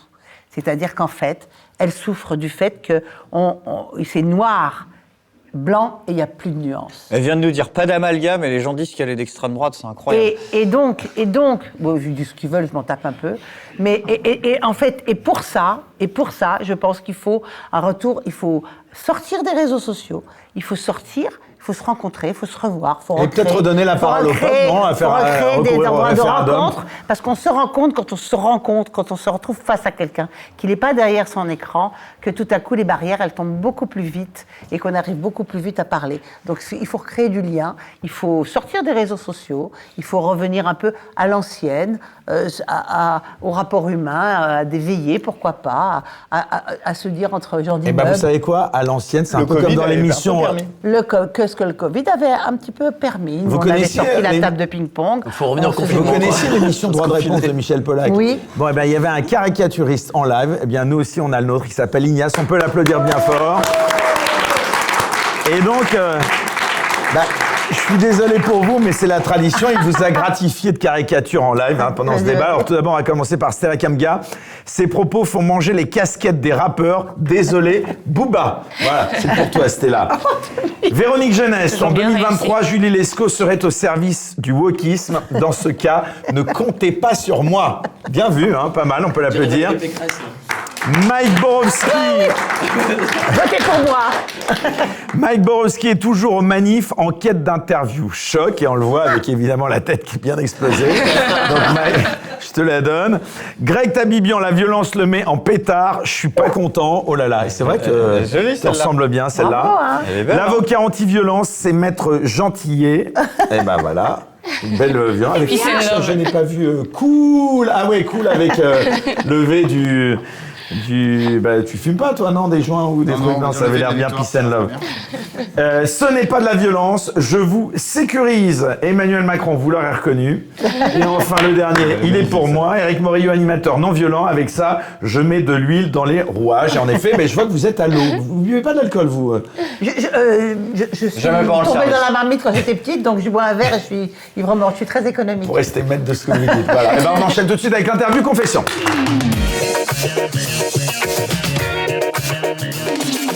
Voilà, alors c'est l'interview confession avec évidemment un petit peu d'eau pétillante pour notre invitée Véronique Jeunesse. Alors c'est très simple, interview confession, des questions toutes simples et des réponses aussi simples et courtes. Première question.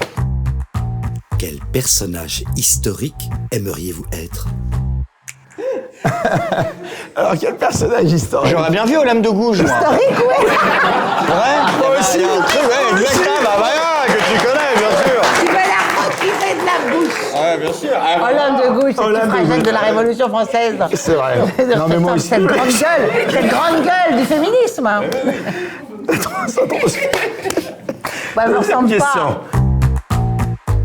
Quel est le livre qui vous a le plus marqué dans votre vie? Alors moi, c'est un c'est celui que j'ai pas fini de colorier.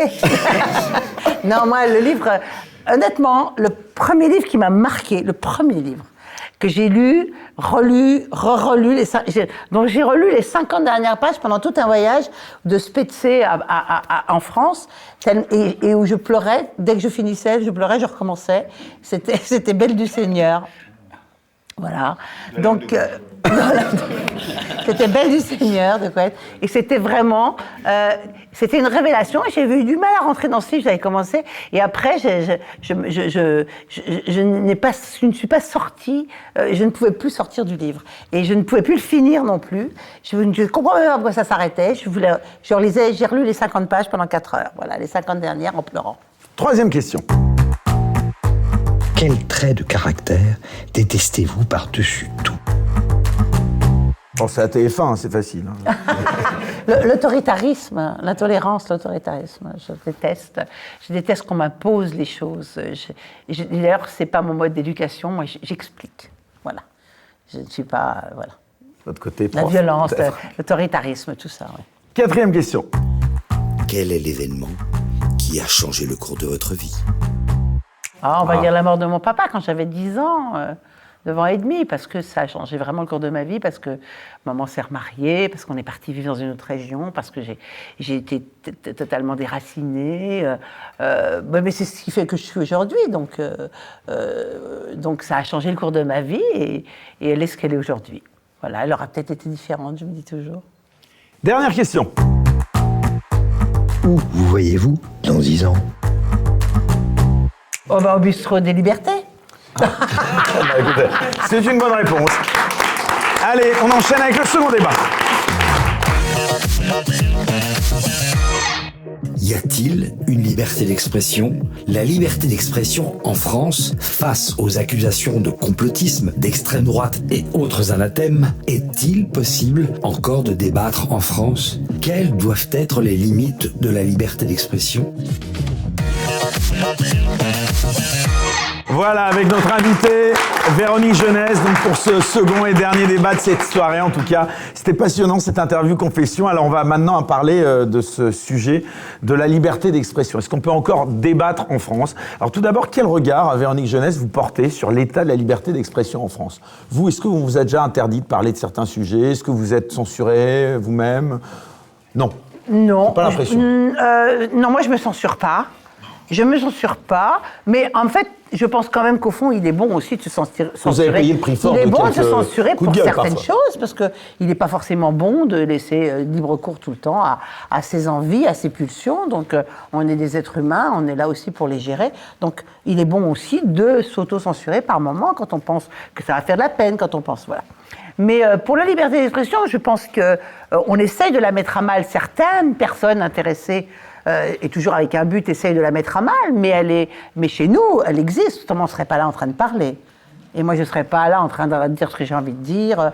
Donc, je pense qu'elle existe, je pense que du fait de tout, parce que je pense que dans toutes les conversations qu'on a eues depuis le début de l'émission, le trait commun, c'est le communautarisme, c'est des choses qui font, et c'est cette violence. Tout est un tout, en fait. Tous ces débats-là, c'est un tout, et tout fait partie de la même chose. Et je pense qu'honnêtement, c'est la violence des gens qui amène ces envies d'interdire le débat. Et en fait, pourquoi la liberté d'expression est fragilisée? Parce que souvent, les gens, ils veulent stopper le débat. Donc, pour stopper le débat, il y a des mots-clés. Facho. Extrême droite. Extrême droite. Raciste. Complotiste. Homophobe. Et moi, je pense qu'on devrait... c'est cette chose-là qu'il faudrait interdire, cette sectorisation des pensées. Je veux dire, il y a un moment où, si on n'accepte pas le débat, et on devrait punir les gens qui mettent ces... On va dire les points Goldwyn, c'est plus des points Goldwyn, parce que les points, ça, c'est sur le nazisme, etc. Mais on devrait en avoir certains. Et plus on va interdire les gens d'exprimer... Comme cette loi Avia, c'est ça, hein, cette loi Avia qui dit qu'on n'a plus le droit de dire tel mot, tel mot, tel mot, tel mot. Qui n'est pas passé. Ouais. Qui n'est pas passé. Heureusement qui n'est pas passé. Non, elle a été censurée par le Conseil constitutionnel. Parce que plus on interdit aux gens, plus on interdit aux gens de dire certains mots en les faisant passer pour des mots interdits, enfin des mots dangereux, et plus je pense que les gens intérieurement nourrissent de l'agressivité et nourrissent une sorte de ressentiment. Voilà. Parce qu'en fait, il n'y a pas d'interdiction de penser. On ne peut pas interdire à l'homme de penser. Vous avez l'impression que cette liberté d'expression, elle s'est fortement dégradée depuis 2-3 ans, là, vous tous qui êtes autour de ce plateau? Mais en réalité, la liberté d'expression... Toi, tu as l'impression que tu ressens... Mais la liberté d'expression, c'est pas tout d'un coup. Je veux dire, c'est pas... On stoppe pas, on censure pas tout d'un coup. C'est par petites touches. En démocratie, c'est par petites touches. C'est-à-dire qu'il y a un sujet sur lequel vous ne pouvez pas parler, alors puis un deuxième, un troisième, un quatrième. Eh Si je le dis, là, la chaîne peut sauter, par exemple. Tu parles du Covid, par exemple? Par exemple. Voilà, donc au début, il ne fallait pas dire certaines choses sur l'injection, et puis il fallait moins dire de choses sur les mesures sanitaires, et sur le pass. Et puis petit à petit, à force d'enlever une chose, deux choses, trois choses, quatre choses, on ne pouvait plus rien dire sur la pandémie. Voilà. Bon, ça c'est sur YouTube, mais de manière générale. De manière générale. Est-ce que Pierre Gentil, vous avez l'impression, tu as l'impression que cette liberté d'expression, toi en l'occurrence, tu as toujours été libre. Sur la question du Covid, par exemple? Non, mais de manière générale, non, au-delà même. Je pense qu'il ne faut pas être hypocrite. Il y a forcément des interdits. Ensuite, la question, c'est est-ce que les débats s'y prêtent? Je pense qu'il y a ça aussi. Si on parle de la liberté d'expression sur les plateaux télé, dans la presse, il est rare que les invités arrivent et fixent les sujets. C'est vous qui fixez les sujets. Donc nous, on arrive et on débat en fonction des sujets. Moi, personnellement, je n'ai jamais eu, je ne crois pas avoir eu à m'auto-censurer. Si on parle de la question du Covid, ça pour le coup, là je parle sur la mémoire, j'en suis certain. Je n'ai jamais eu à me censurer sur tout ce que j'ai dit. Et je précise immédiatement que ça ne m'en a jamais coûté. Non, mais il n'y a pas qu'à la télé. Il peut y avoir aussi auprès de ses proches. Par exemple, il y a beaucoup de personnes qui vous disent... Non, mais là, je parlais dans l'espace public. Non, mais l'espace public, c'est aussi dans la rue, je sais pas moi, dans le restaurant, choses comme ça. C'est pas que sur les plateaux de bistrot ou à CNews. Bon, oui, par exemple en famille. Voilà. Par exemple, en famille, vous pouvez être brocardé par des membres de votre famille en disant... Écoutez, ça, c'est normal, ça. Et ça, c'est normal. Oui, c'est le débat, c'est l'empoignade. C'est quand même bizarre qu'on soit quelqu'un blocé vous par sa dise- propre famille que quelqu'un vous dise, taisez-vous. sur des mesures sanitaires. Enfin, Mais non, mais quand même. non, là on confond. C'est-à-dire qu'il y a quelque chose qui est du domaine des libertés publiques, et ça c'est celles qui sont garanties par l'État. D'accord ? Là on parle de la liberté d'expression, liberté publique. Et ensuite il y a le débat. Si l'atteinte à la liberté d'expression, c'est quelqu'un qui vous dit tu dis des conneries, je suis pas d'accord avec toi. En fait, cette personne ne fait qu'exprimer sa liberté d'expression, peut-être de manière un peu véhémente. C'est pas Ça me ça qui dérange se dit. pas. Hein. Personnellement, ça ne me dérange pas. J'ai pris l'exemple des mesures sanitaires, mais ça peut être évidemment autre chose. Mais on voit qu'aujourd'hui, Véronique les gens Jeunesse, par n'acceptent exemple, sur plus. certains Moi, je pense sujets, qu'on vous avez payé. mélange quelque chose. On mélange la liberté d'expression et l'usage et l'usage que font les médias ou l'usage que font certaines personnes des opinions. C'est-à-dire qu'en fait, on vous laisse l'autorisation de dire ce que vous voulez, mais par exemple, moi j'ai été frappée par une histoire un jour. Une histoire. C'est à cause des réseaux sociaux, justement. Une femme prend l'avion et raconte une blague. Avant de prendre l'avion, elle raconte une blague à connotation un peu raciste. Mais alors, est-ce que dans une blague, est-ce que dire certaines choses, c'est les mettre en exergue, ou est-ce que c'est les dénoncer, ou est-ce que... Elle raconte une blague raciste, ou elle montre une photo, je ne sais plus. Elle prend l'avion, elle arrive à sa destination de vacances. Là, le truc avait fait le tour des réseaux et elle a été virée de son entreprise. C'est-à-dire qu'en fait, la liberté d'expression, c'est pas elle qui est morte. Elle n'est pas morte dans le sens où la fille n'a pas été arrêtée. On l'a pas enfermée parce qu'elle avait utilisé sa liberté d'expression. Elle a été marginalisée. Elle a été marginalisée. Comme disait... Et en fait, voilà. La différence, elle est là. C'est-à-dire que la liberté d'expression, elle existe. En revanche, les trucs d'État font que tous les médias qui sont un peu asservis vont essayer de vous bannir. La ou les gens justice vont s'en mêle essayer parfois aussi. Alors, en l'occurrence, si la la discrimination justice, est c'est autre fondée chose. sur un motif politique, par définition, elle est illégale. Donc, Voilà. très logiquement, si cette personne a été licenciée, en tout cas en droit français, si elle a été licenciée pour une opinion politique, ce licenciement peut être remis en cause et en tout état de cause, de la répétition, elle peut obtenir des dommages et intérêts. je ne sais pas après là-dessus, ce qui le s'est droit, passé, hein. non mais je ne connais pas le cas particulier, mais là-dessus, Je le sais droit pas. peut intervenir. Que Il y a des quelques opinions années, soient hein. marginalisées, Sur ce qu'il peut là, c'est prouver. autre Là, oui, chose. c'est autre chose. Sur ce qu'il peut Et prouver. je pense qu'on est marginalisé par ces opinions aujourd'hui. Vous a fait comprendre au cours de votre carrière qu'à un moment, il valait mieux fermer votre gueule pour la faire simple parce que vous Ah, il y mettez a plein de gens qui en m'ont dit- danger, Non. pas que votre carrière, mais Oui, il y a plein de gens peut-être qui m'ont dit « Oh, Véronique, tu n'aurais pas dû dire ça parce que regarde, tu vas... » Je dis « Mais toi, tu n'aurais surtout pas de me dire de la fermer parce que là, je sais pas, tu vois, mais là, t'es pas un petit peu... stressé, laisse-moi. Oui, mais tu nous mets en danger. Je dis, je vous mets en danger où ça Et puis finalement, c'est passé comme une lettre à la poste. Ils ont été plus en danger, je retravaille avec eux. Mais faut pas se laisser faire. Hein. Mais c'est un peu pour ça qu'on vous aime pour ne aussi. pas se laisser faire, et quand on veut avoir la liberté d'expression, il ne faut pas dépendre des autres. C'est ça le vrai problème. C'est-à-dire C'est que ça, si tu c'est veux ça, ta mais- liberté d'expression, Faut être libre.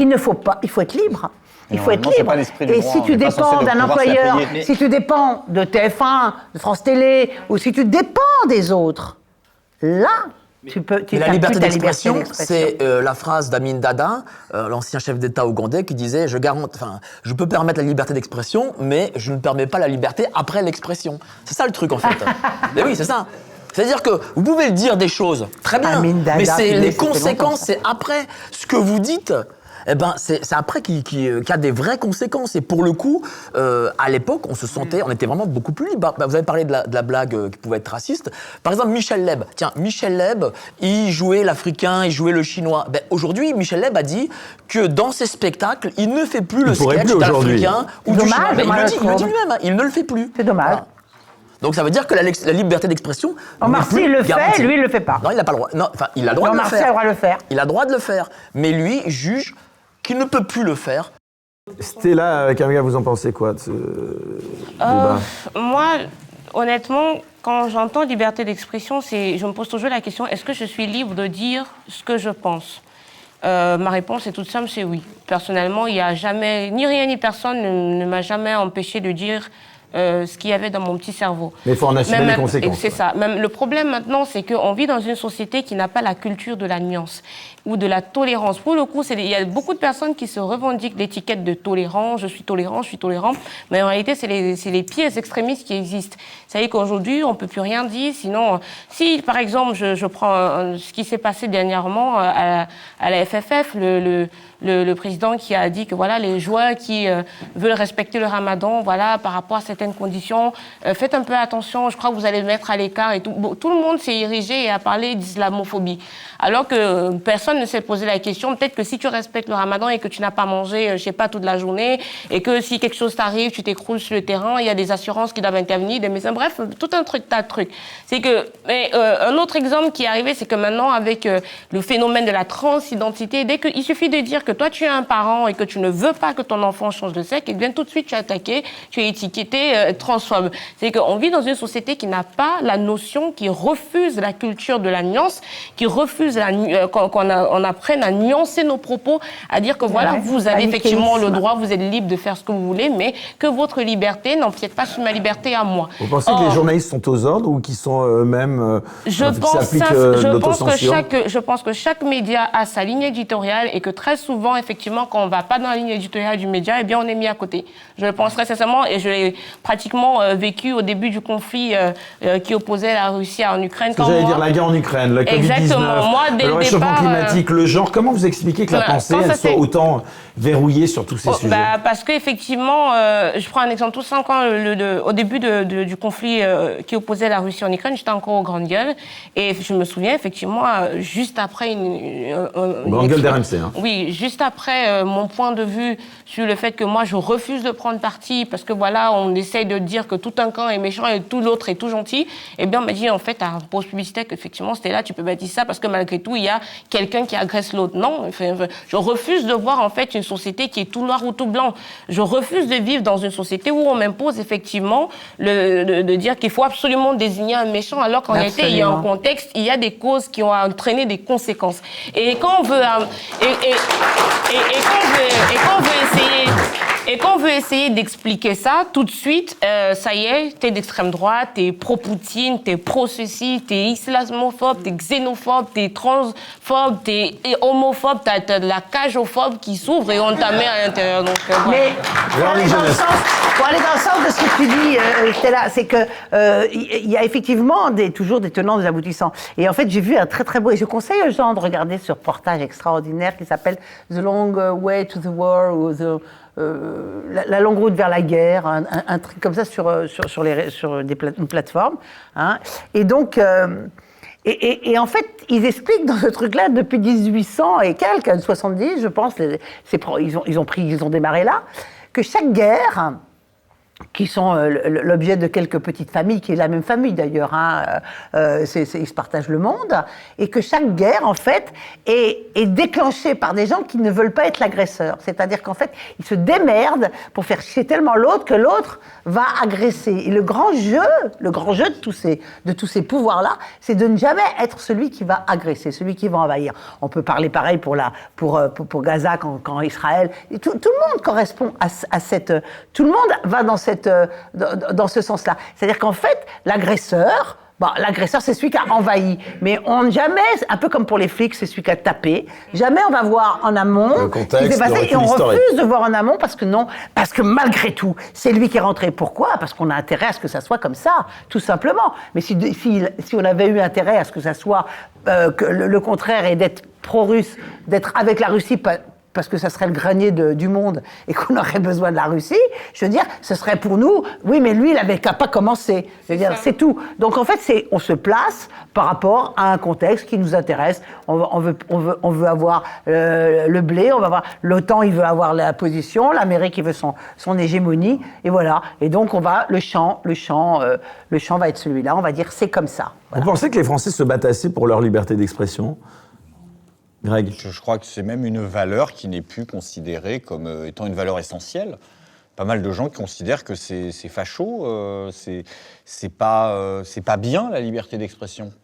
pas mal de gens qui le portent en caricature. On parlait des fact-checkers tout à l'heure, toutes les c'est semaines. pas ces médias alternatifs auxquels on participe qui sont. Mais c'est pas normal qu'on soit obligé d'être alternatif. C'est news en termes de. C'est pas normal qu'on soit alternatif. Ouais. Parce que On va peut-être devenir un mainstream demain. On a tous raison là-dessus. Effectivement, si on se place du point de vue de l'État, l'État garantit ma liberté d'expression. Là-dessus, il n'y a pas de problème. Mais je trouve qu'il y a une hypocrisie énorme. Je ne parle pas de toi, hein. Je parle de gens qui vont revendiquer s'il n'y a pas de problème au niveau de l'État, c'est qu'il n'y a pas de problème tout court. C'est comme ces petits cons qui viennent me dire « Mais tu n'es pas censuré. » Quand il y a censure, c'est que c'est l'État. Mais non, c'est pas que c'est l'État.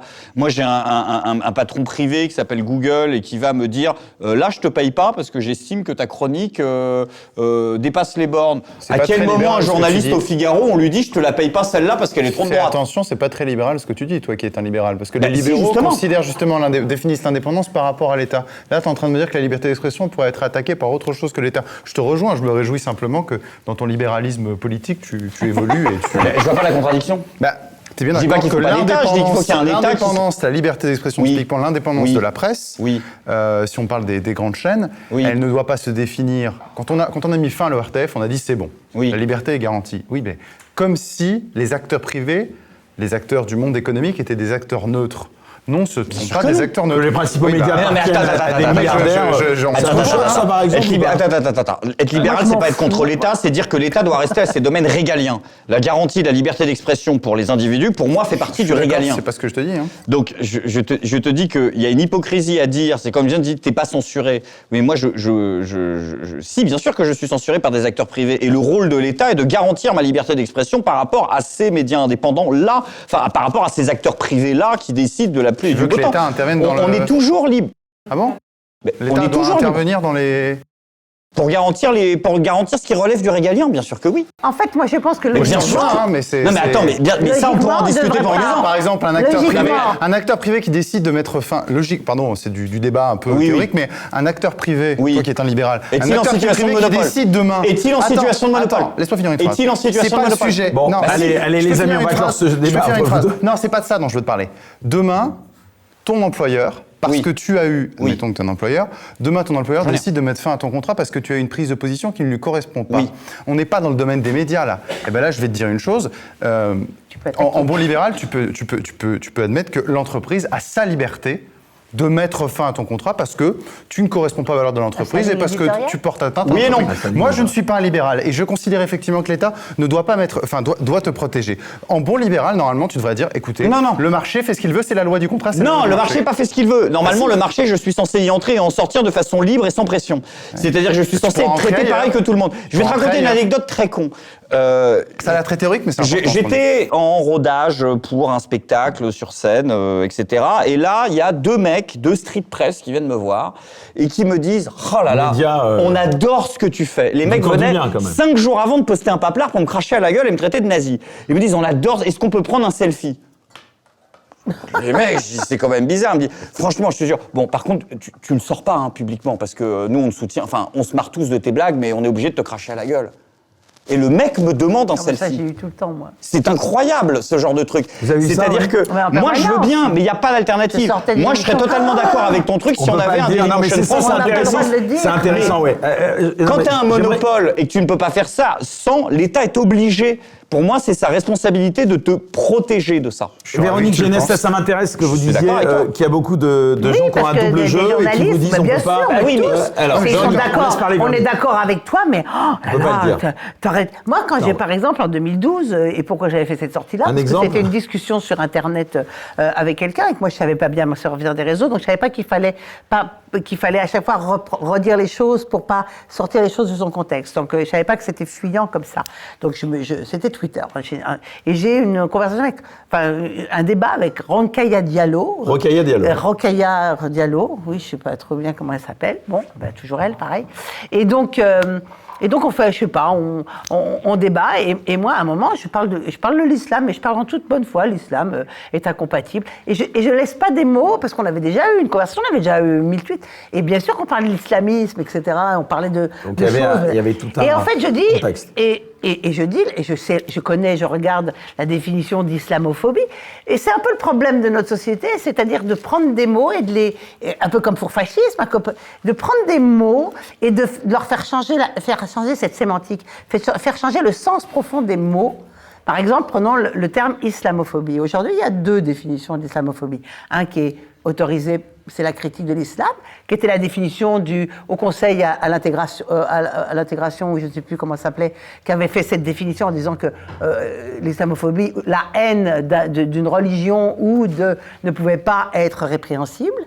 Tu vois. Et puis, il y a la définition islamophobie qu'ils ont saisie à partir de... Non, il y a ça c'est la peur. Et islamophobie, c'est c'est les actes de violence envers l'islam, envers les musulmans. Donc, ils sont... Et quand vous êtes dans et donc, on est dans une sorte de double définition comme ça. Et donc, moi, quand je vais à la télé pour leur expliquer, je me retrouve, et tout à coup, le mot fait peur, tout fait peur, alors que j'explique que c'est juste, oui, ça fait peur, effectivement. Il y a des choses, il y a des violences qui font peur. Et voilà, c'est tout.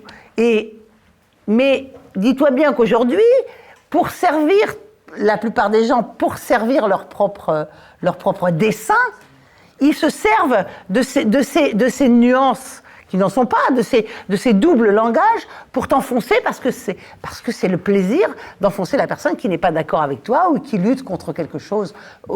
Tu vois, moi, si je lutte contre les religions, je me retrouve forcément avec tous les mecs religieux face à moi, ceux qui ont, au contraire, cet intégrisme, etc.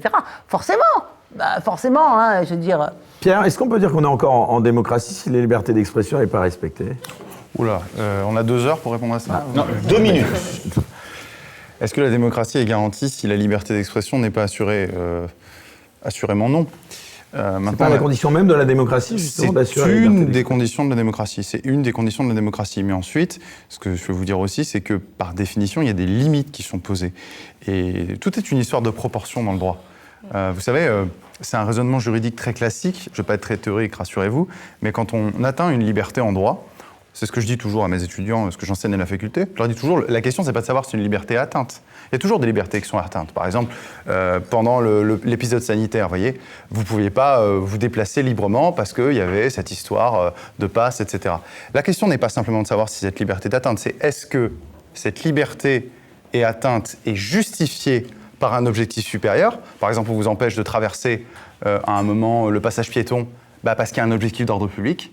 Et dernière étape du raisonnement, et après je vais l'appliquer ici, c'est est-ce que cette restriction est proportionnée au regard de l'objectif qu'on a fixé. Pour l'exemple du pass sanitaire, vous voyez, c'était justifié par un objectif, lutter contre la pandémie, d'accord, ça c'est l'objectif qui est visé. Est-ce que c'est proportionné d'empêcher tout le monde de sortir et de l'histoire des cafés debout, etc. Évidemment que c'est totalement disproportionné. Donc il y a toujours des limites. Il faut toujours des limites. Le mot limite est un mot qui aujourd'hui a tendance à redescendre, à perdre, je trouve, en valeur. Il y a une très bonne revue d'ailleurs qui s'appelait, je ne sais plus si elle existe encore, mais elle s'appelait Limites. Et je pense qu'on devrait réintroduire la notion de limite. Mais encore une fois, qu'on s'entende bien. Quand je dis limite et quand je dis borné, ça ne veut pas dire qu'il n'y a plus de liberté. Vous voyez, c'est très important de bien le comprendre. Moi, je pense qu'il faut une liberté d'expression, c'est une évidence.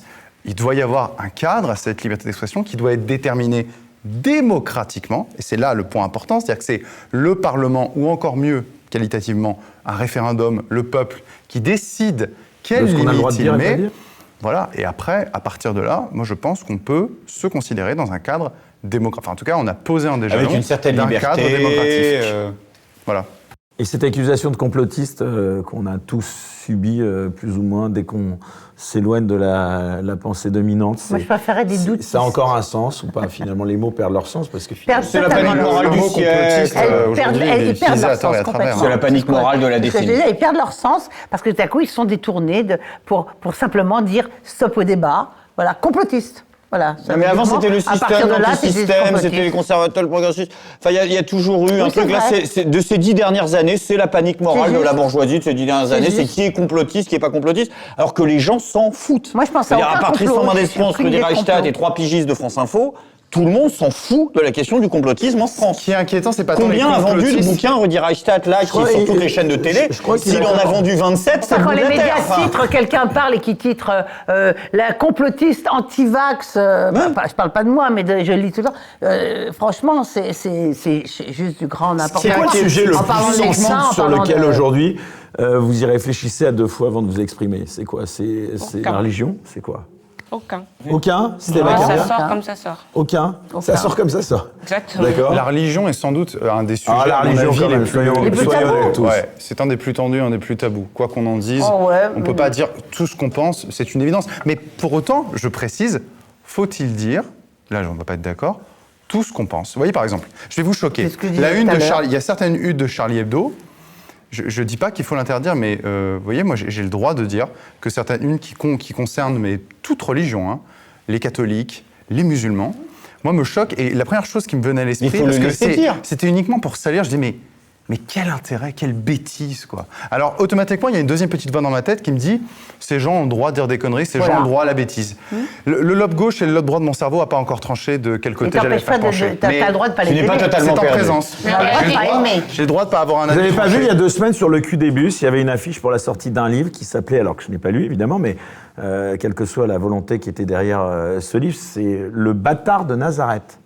Ouais, j'ai vu ça. C'est quand même incroyable. J'ai posté ça et je me dis, est-ce qu'on pourrait faire ça C'est un aujourd'hui? boulanger Comment? Non, c'est un livre. Oui, si on a le droit sur tout le monde. Voilà. Non, mais Si on a le droit sur tout le monde, pareil, oui. Eric, t'as surtout c'est tout de posé même une incroyable. question. Enfin, non, mais je pose la question, moi. Si on a le droit Moi, sur je tout le veux monde, dire, pareil, oui. Est-ce qu'on a le droit de dire ça? Oui. Bien sûr, on a le droit. Oh, Bah, non. Mila est la preuve que non. Mais si on a le droit sur tout le monde, pareil. Moi, Mila est la preuve que non. Majorité gagnante. moi, je reprends Non, mais on a le toujours, droit de dire Non, mais ça. attendez, là, Non, mais c'est on a le intéressant droit ce maintenant, que on a le tu droit. as dit. Tu Bah, dis- Mila est la preuve que non. C'est-à-dire que Mila a caricaturé, enfin plus que caricaturé, a insulté. Alors je me souviens plus exactement de tout ce qu'elle avait fait, mais concernant l'islam. Et vous voyez bien qu'aujourd'hui, cette jeune fille, elle est seule. Mais ça, c'est autre chose. Là, sur toute autre religion, on dire aurait femme, eu je pense, elle est énormément devenue. d'acteurs, d'actrices, de politiques qui seraient arrivés avec cette fausse citation de Voltaire qu'on Bien sort toujours. sûr. Je ne suis pas d'accord avec ce que vous dites, mais je Mais serais je prêt à me battrai mourir pour pour... que- voilà. Là, il n'y a avez le droit de personne. le Parce dire. qu'en fait, on voit dans cette hypocrisie le 2 poids 2 mesures et on voit où est le risque. On a beaucoup parlé, et il est passé chez Hanouna, d'un petit youtubeur de 15-16 ans que je ne veux pas nommer, et je ne veux pas qu'on le nomme, Ah mais oui, qui, ah là avait, là. qui avait blasphémé, qui avait insulté les chrétiens et les très bien. catholiques. En allant danser dans on les lui a églises. dit, on lui a dit un moment Ouais. sur un plateau, s'il avait fait le quart du 10e de ce qu'il a fait sur les catholiques à propos d'une autre religion, Donc, il il l'a serait fait. déjà mort. Parce qu'il y a des religions qui Quoique, s'inscrivent il y en a dans même ta deux, religion hein, que mais bon. d'autres, Quoique, que ça il va l'a venir fait avec le avec temps. le Non, je Coran. crois pas que ça va venir. Ah bon Il a passé le. Il a Alors, utilisé le attends, Coran attends, comme un balai. attends, Bah si, il a attends. fait ça. Ah bon Ouais, Bon, alors ok, tant pour moi, j'ai pas Donc entendu.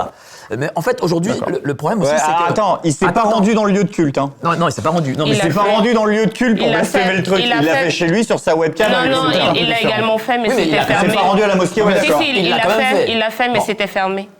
Mais Il en s'est fait, filmé en vidéo, il s'y est rendu. Le souci mais aujourd'hui, c'est c'était surtout que on ne peut plus débattre aussi. Et on débat de moins en moins parce que, regardez, vous prenez les réseaux sociaux. Les réseaux sociaux vous communautarisent parce que les algorithmes. Alors, c'est-à-dire que les algorithmes font que vous allez être amis ou vous allez suivre des gens qui vous ressemblent. Donc, vous parlez qu'avec des gens qui vous ressemblent. Et dès que quelqu'un sort de ce qui vous ressemble, c'est-à-dire qu'il dit quelque chose qui ne vous ressemble pas, eh ben là, vous n'acceptez plus ce message et donc du coup, forcément, vous êtes choqué, vous faites c'est-à-dire qu'aujourd'hui les réseaux sociaux, c'est ça aussi, c'est un outil qui Eh oui, parce qui qu'on est les condamne contre- beaucoup, les réseaux Eric, sociaux, on mais ils parle- sont à la attends, fois... liberté d'expression. Et Eric, ils on parle beaucoup- participent on à parle- libérer la parole aussi. Exactement. Non, ça On libère, parle, non, oui, pas oui, tant oui. que ça, pas tant que ça, en réalité. On Pas parle tant que ça. on parle beaucoup de réseaux sociaux, mais à vrai dire, tu as posé une question très pertinente tout à l'heure, Eric, quand tu disais est-ce que c'est donc normal, ou alors est-ce que la liberté d'expression est véritablement garantie quand ce sont des milliardaires de grands groupes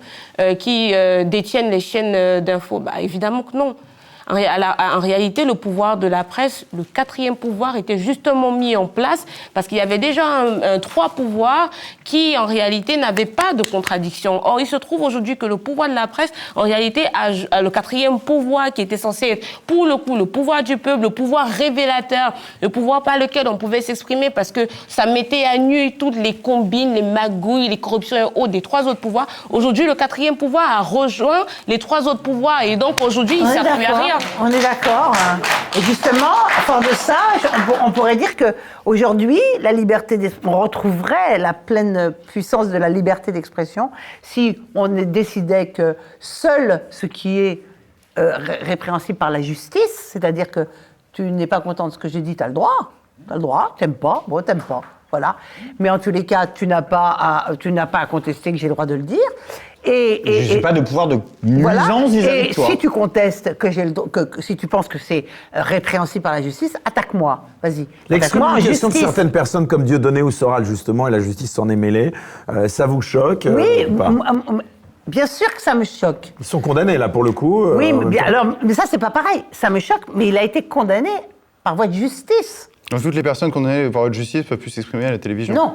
Ça fait Éric Zemmour politique en soi, quand même. Non, je veux dire, non, attends. Non, c'est pas du tout ce que je dis. Tu penses à Éric Zemmour, pour c'est ça? certaines choses, non, il a été condamné par voie de justice, mais moi, je ne comprends pas qu'on l'empêche après de jouer. S'il n'y a pas dans ce qu'il dit, s'il n'y a pas de nouvelles attaques, il a le droit d'avoir, et il peut aussi faire amende honorable, et il peut aussi, à un moment, dire, parce que on ne peut pas nier que c'était un génial humoriste. Dieudonné, oui, mais moi je suis pour partager les choses comme ça. Et c'était un génial humoriste, oui, il a débordé, oui, il a dit des choses horribles. Cet extrait sera sur égalité et réconciliation. Mais je m'en fous.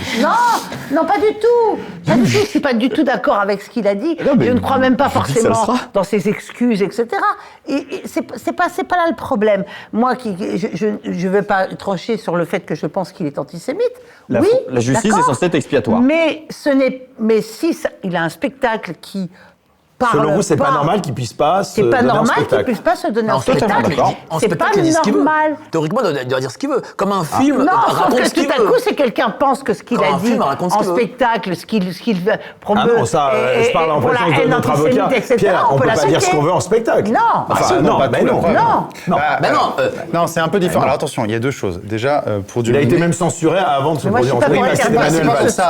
Il y a avant et après. C'est-à-dire qu'on peut censurer avant, mais pas pourtant pour le spectacle, pas pour une question de liberté d'expression, mais pour un trouble à l'ordre public.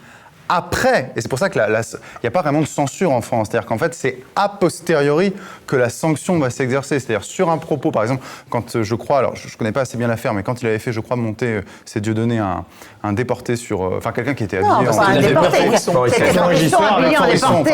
Non, ça c'était honteux. S'il y a un propos, s'il y a une attitude, effectivement, qui est considérée par le droit pénal comme n'étant pas... Enfin, comme étant en contravention avec le droit en vigueur, le droit intervient, la justice intervient, mais a posteriori. Voilà, la justice intervient, on est d'accord. Mais à partir du moment où la justice est intervenue, s'il monte un autre spectacle, etc., et qu'il y a un public qui veut aller le voir et qui ne reproduit pas ses erreurs, il n'y a pas de raison qu'on l'interdise. Regardez jusqu'où on va là aujourd'hui. Aujourd'hui, on a des livres, par exemple, d'Agatha Christie, qui sont débaptisés. On a dû refaire le titre. Mais ça, alors c'est oui, mais ça, c'est la culture woke, ça, c'est autre chose. Mais c'est au des petits nègres.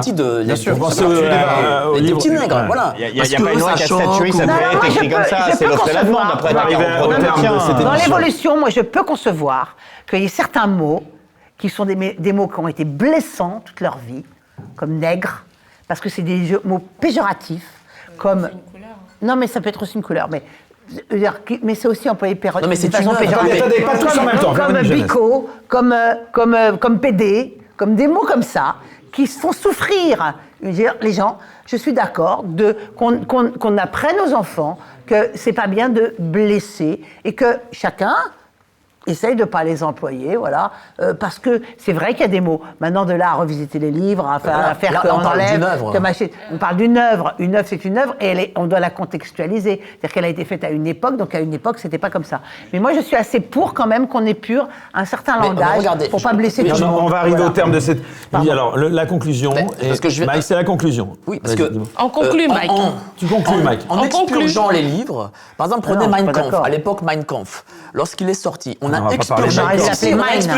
expurgé ce bouquin, et donc du coup les Français pensaient ne savaient pas qu'Hitler était le gars qu'il était, parce que ils n'avaient pas lu la réalité de son livre, et donc du coup ils se disaient peut-être que c'est pas un mauvais type, enfin un mauvais bougre, et donc voilà. Et ça c'était au moment de la sortie. Oui, non mais ça c'était des éditeurs, mais effectivement. Oui, mais ça a déjà commencé parce que le politiquement correct est né en France. Allez, on arrive à la conclusion de cette émission. Il y a des cons pour le produire, des cons pour l'acheter. Enfin, je veux dire. dire, c'est au bout d'un moment, c'est comme là, il y a une réédition d'Harry Potter. C'est l'édition Exactement, woke. c'est là où j'allais en venir. La seule différence entre l'édition woke de Harry Potter et l'édition non woke de Harry Potter, c'est que sur l'édition woke de Harry Potter, il n'y a pas marqué le nom de l'autrice. Et que la couverture est rose. C'est la seule différence. S'il y a des cons pour acheter ça, là, j'ai envie de te dire, c'est l'offre et la demande. Rien ne t'interdit de sortir l'autre. Si on t'interdit de sortir l'autre libéral, version, c'est bien. ça m'emmerde. Si on t'interdit de sortir l'autre, si on te dit demain, Agatha Christie, ça doit être ça. Et toute version qui n'emploie pas le mot noir, mais qui t'écrit le mot nègre dedans, celle-là, elle saute, elle est interdite et t'es condamné. Là, ça m'emmerde. Mais que des individus, des particuliers aient envie de vendre cette version-là, ils ont le droit de vendre cette version-là. Moi, j'en ai rien à foutre. Pierre, et on termine là-dessus. Moi, je pense sincèrement qu'en matière d'art et de littérature, ça ne sert à rien de chercher à épurer pour montrer que les œuvres qui ont été écrites, façonnées, réalisées dans le passé étaient magnifiques, je sais pas moi, avec un certain paradigme.